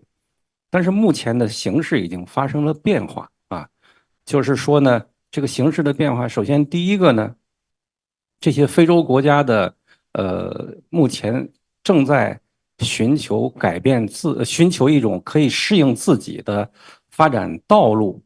那么在这个当中呢，可能有一些做法与我们所经常谈到的华盛顿共识里边的有一些的方向呢，是有一些冲突的啊。比如说在有些自由化的方面和在这个放松管制的方面，是不是就都适合每一个非洲国家？这是第一点。第二点就是刚才我谈到的，其实非洲国家54个非洲国家，我们谈非洲的时候是要区别来讨论的。比如说对南非、对埃及这些国家啊，以及尼日利亚、肯尼亚这些经济发展的相对比较快的一些国家，他们的情况是一种状况，但是对很多撒哈拉沙漠以南的不发达的非洲国家，那么呢，他们又是处于另外一种情况，他们对于国家基础设施方面的发展的需求啊是非常大的，比如说道路，比如说桥梁，比如说电力供应。那么在这些方面，它的需求量对资金的需求量非常大。我们如果我们的国际金融机构啊，这个依然是按照传统的这种这个一种 monitor system 去看待这个问题的话，那么这些国家可能就很难有机会及时的获得资金的支持，所以这是一个需要我们去讨论的问题。当然了，这个里面也有很多技术性的问题需要去具体的去深入探讨。但是我们今天讨论的就是说，我们至少可以在这个方面呢，选择一个新的方向去进行探讨。谢谢。Thank you very much. Are there any other panelists that would like to respond? 我回应一下世界观的这个你这个问题哈，就是说，现在有一种说法说，之所以其他的大国、其他的国家重视对非洲发展合作，是因为中国，是吧？但是呢，在有些潜台词里面，就是说中国和非洲的关系，实际上是真正的是始于2000年或者冷战以后。我想就一定要更正一个观点：中国对和非洲的合作，或者是说中国和非洲之间的相互帮助，我们是始于上个世纪，可以说比较保守的说是始于上个世纪60年代，当非洲人民在进行民主解放运动的当中，我们中国那个时候尽管自己很贫穷落后，但是我们还给予了很多的道义上的乃至物质上的支持。那么非洲对我们中国的这个支持和回报也是巨大的啊！我们都知道，我们恢复联合国的合法席位，是我们拥有了在国际上获得了一个应有的一个地位。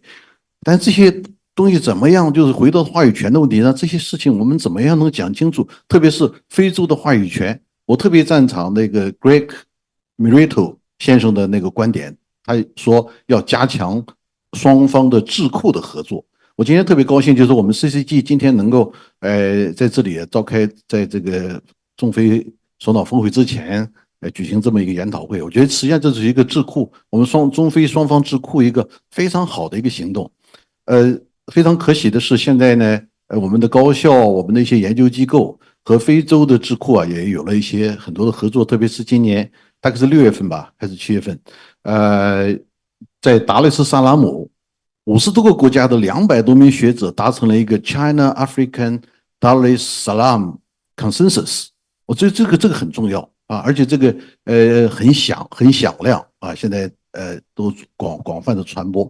我觉得但是我们做的还远远的不够，还需要加强那个。我特别希望 CCG 哪一天这个我们走进非洲去，我们去和非洲的学者们、智库们坐在一起啊。第二个关于可持续发展的问题，就是说非洲理直气壮的要求发展自己，这个没有问题啊，发展是头等大事。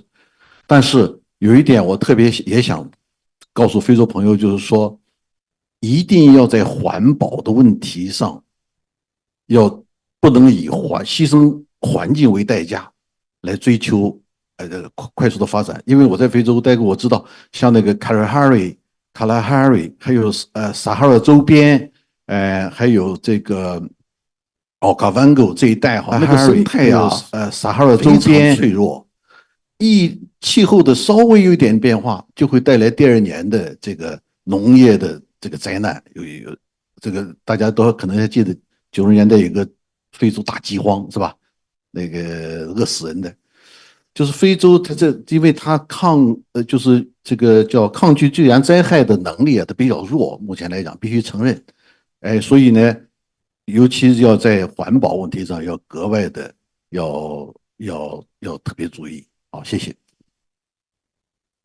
Thank you very much. Professor Mutisia, can we also have your response, please?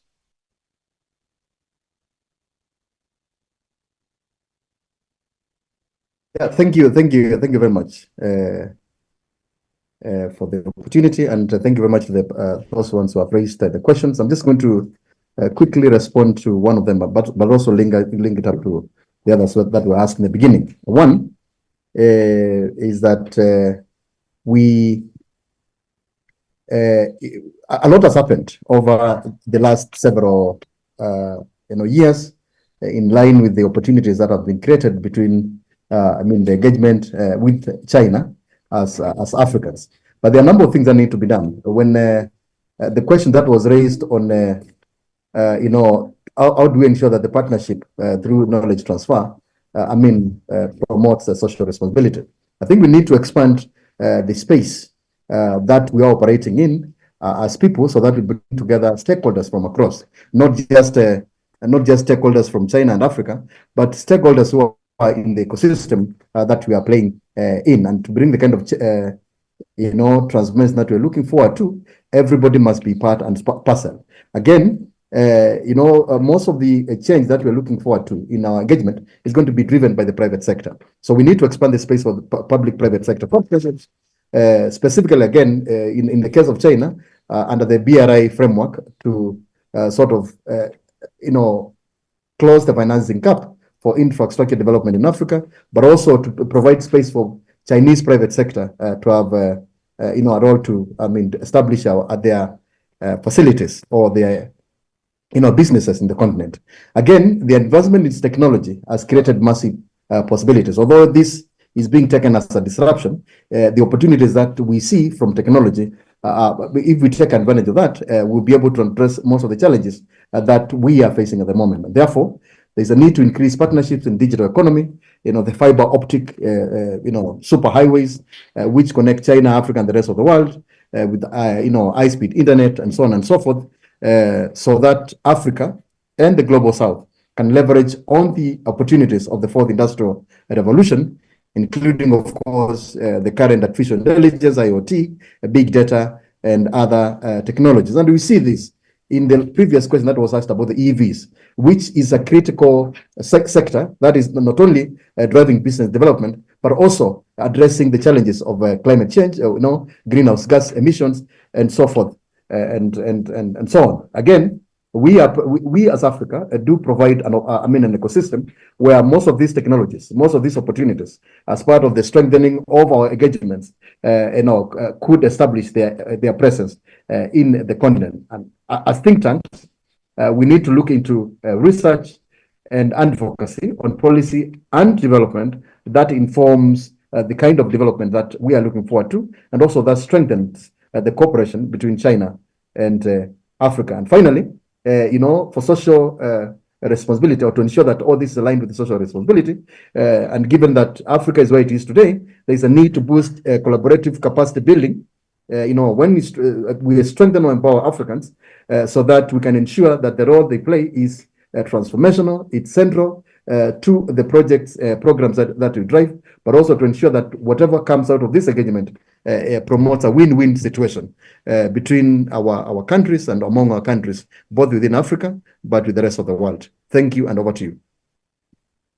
Thank you very much, Professor Mutisia. We would now like to move into our final rounds of questions. We'll take one from the audience. I believe you had your hand up. The gentleman at the back had his hand up. Then I'll also give you the floor to Eric as well. 1, 2. And then I have some questions here from GD Today of Nanfang Media Group. And then we'll move into the closing remarks by Mr. Mike Leo. Is that okay? Okay. Okay. I am Abubakar Sidiki Koma from USCB.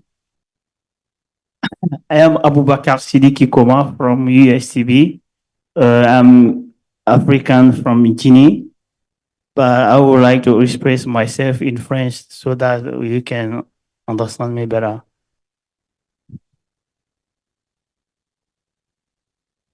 Les systèmes politiques africains sont différents. Les niveaux aussi d'avancement le sont. Les potentialités également.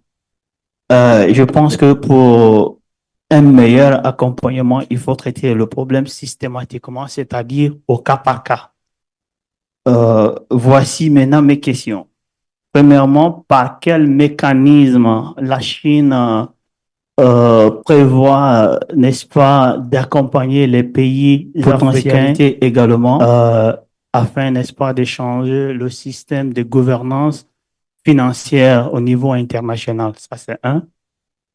Deuxièmement, dans le cadre de la coopération entre la Chine et les pays africains, notamment entre la Chine et la République de Guinée, qui est un partenaire privilégié, quels sont, n'est-ce pas, les enjeux que la Chine pourrait rencontrer dans ce processus d'accompagnement des pays africains vers une émergence, un développement durable? Je vous remercie.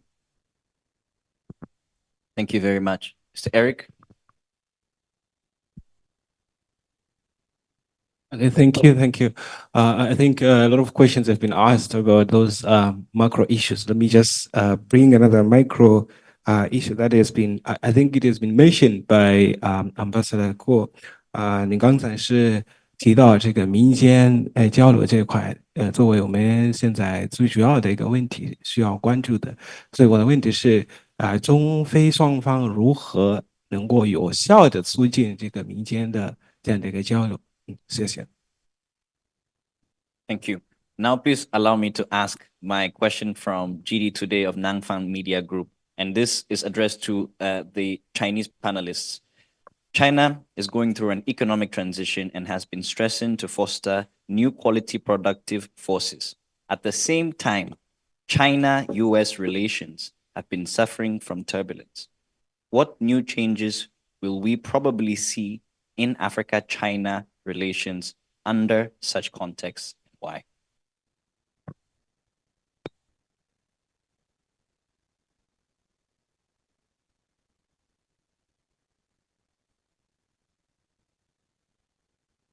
我先回答那位同学的问题啊，你说如何更有效的人文交流？非洲的人口啊很年轻啊，好像不到30岁平均年龄，他们特别喜闻乐见的就是社交媒体啊、影视啊这些东西。我觉得我们可以从这一方面这个着手。我记得大概10年前有一个中国电影叫媳妇的美好生活，那个在非洲播放的时候，在几个国家播放的时候，那个就是要到什么效果呢？就是要提前下班，员工要提前下班回家看这个电视，不能错过的。毛豆豆 in Swahili the name that's a movie drama. It's the TV drama is called 毛豆豆 something like that. Yeah. 原来非洲人一看啊，中国人和我们一样啊，家长里短，这个柴米油盐，这一下就找到了很多很多的共情。其实我们中国和非洲人，我在那里也发现，其实我们很多方面在价值观方面，都很像。比方说家庭观念很强，这个利他互助的这种意识很强，比较重情义啊等等，人与人之间没有那么多所谓的什么叫什么边界啊，就是说大家很亲切，就这些东西都是可以通过一些电视剧、社交媒体等等等等这些方面的一些交流，我觉得可以比较快的。有效的提升我们双方的这种了解，当然，这里面还需要很多很多细化的一些方面啊。刚才我说到包括智库的这种交流，我说如果我们中国的学者和非洲的学者，我们一起来共同来研究设计议题，设计这个议题，然后呢共同出成果，来向世界公布，向非洲公布，向中国公布，我想这些东西都是很好的啊。再说到这个，您说的中非，那刚才那个问题啊，就中美关系这种情况下，我们非洲怎么样能够更好的来好像说处理这个关系？我觉得这个问题啊，对于中国不是问题。外交上有一个大忌，叫做什么呢？你的朋友必须是我的朋友，你的敌人也必须是我的敌人，这个是不对的。是吧？中国和美国之间有问题啊，有很多不一致。即使是这样，双方还在一起保持沟通的渠道，是吧？我们中国，尤其是我们没有要求任何国家选边站队，我们也不会拿中美关系之间的问题作为一种条件来决定和某个国家如何发展合作，不会的。这一点，非洲朋友不用担心。好，谢谢。Thank you very much. Are there any other respondents? Thank you. 刚才这个问题谈到，中国如何更好的帮助非洲国家，中国将采取什么样的机制帮助啊？实际上这个最好的机制就是 FOCAC， 最好的机制现在就是这个我们说的 FOCAC。那么呢，大家知道从2000年刚开始，我们这个 FOCAC 刚建立的时候，当时更多侧重在经济合作的发展。那么经过这20年的发展之后呢，20多年的发展以后啊，我们的这个中非合作论坛里的合作的内容啊越来越丰富，合作的机制呢也越来越健全。不仅仅只是经济方面的合作了，我们在科技、文教、人文交流等各方面呢，都有一些合作的机制。我们把这些合作的机制利用好，然后呢，把这些有关的政策的设计具体的给它落实好，我想呢，就能够推动我们中非合作呢各个领域的合作不断的向前发展。谢谢。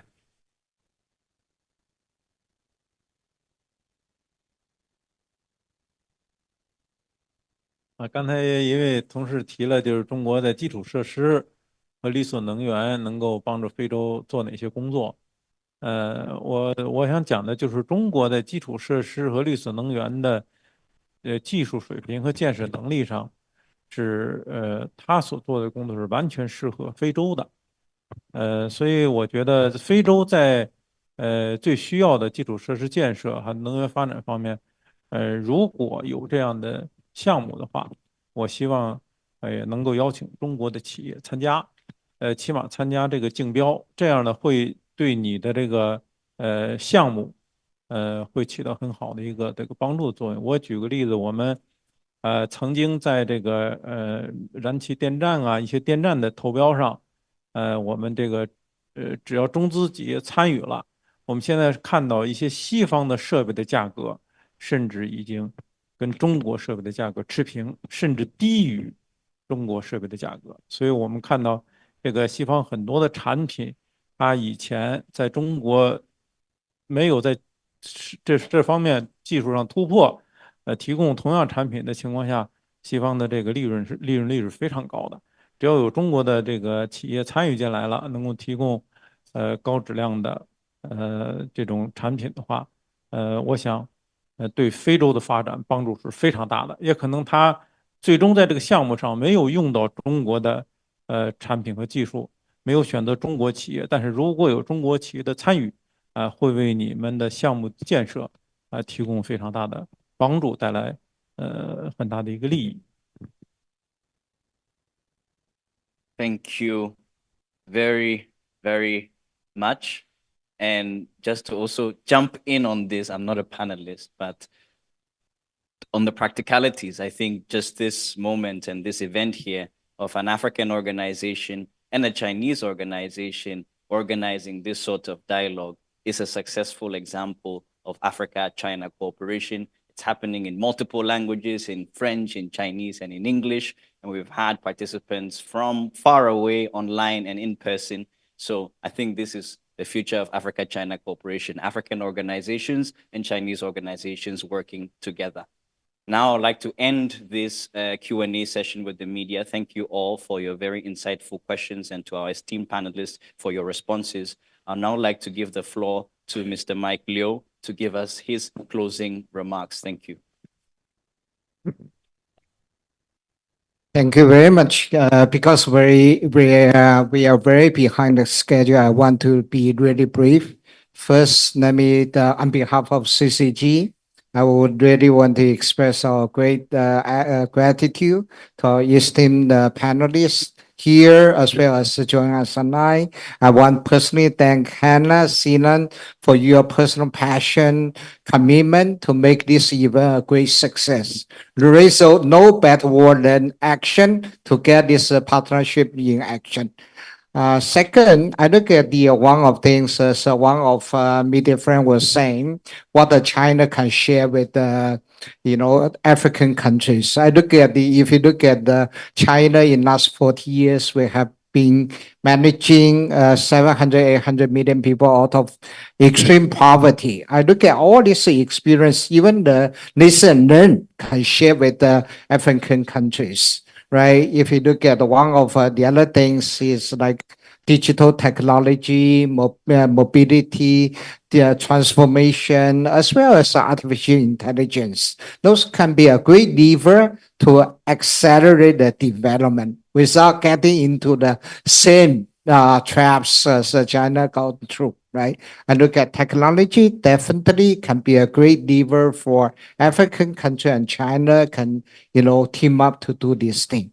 Last but not least, if you look at one of the continent and China, we have been enjoying the trust, respect, and we have track record of cooperation over, as Mr. Goh was saying, back in 1960s. There is no other place. Whether we are good or bad, we are going through challenges, but the partnership have been strong.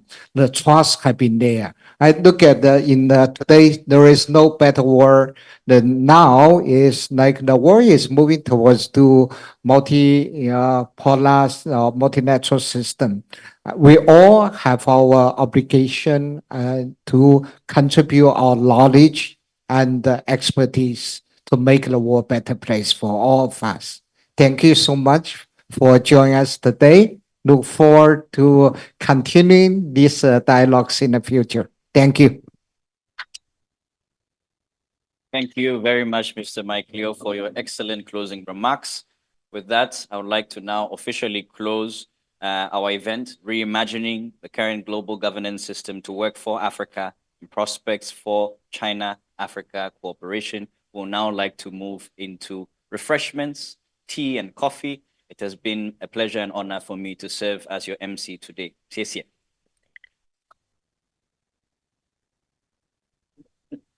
好的，是感谢啊，非常感谢，非常感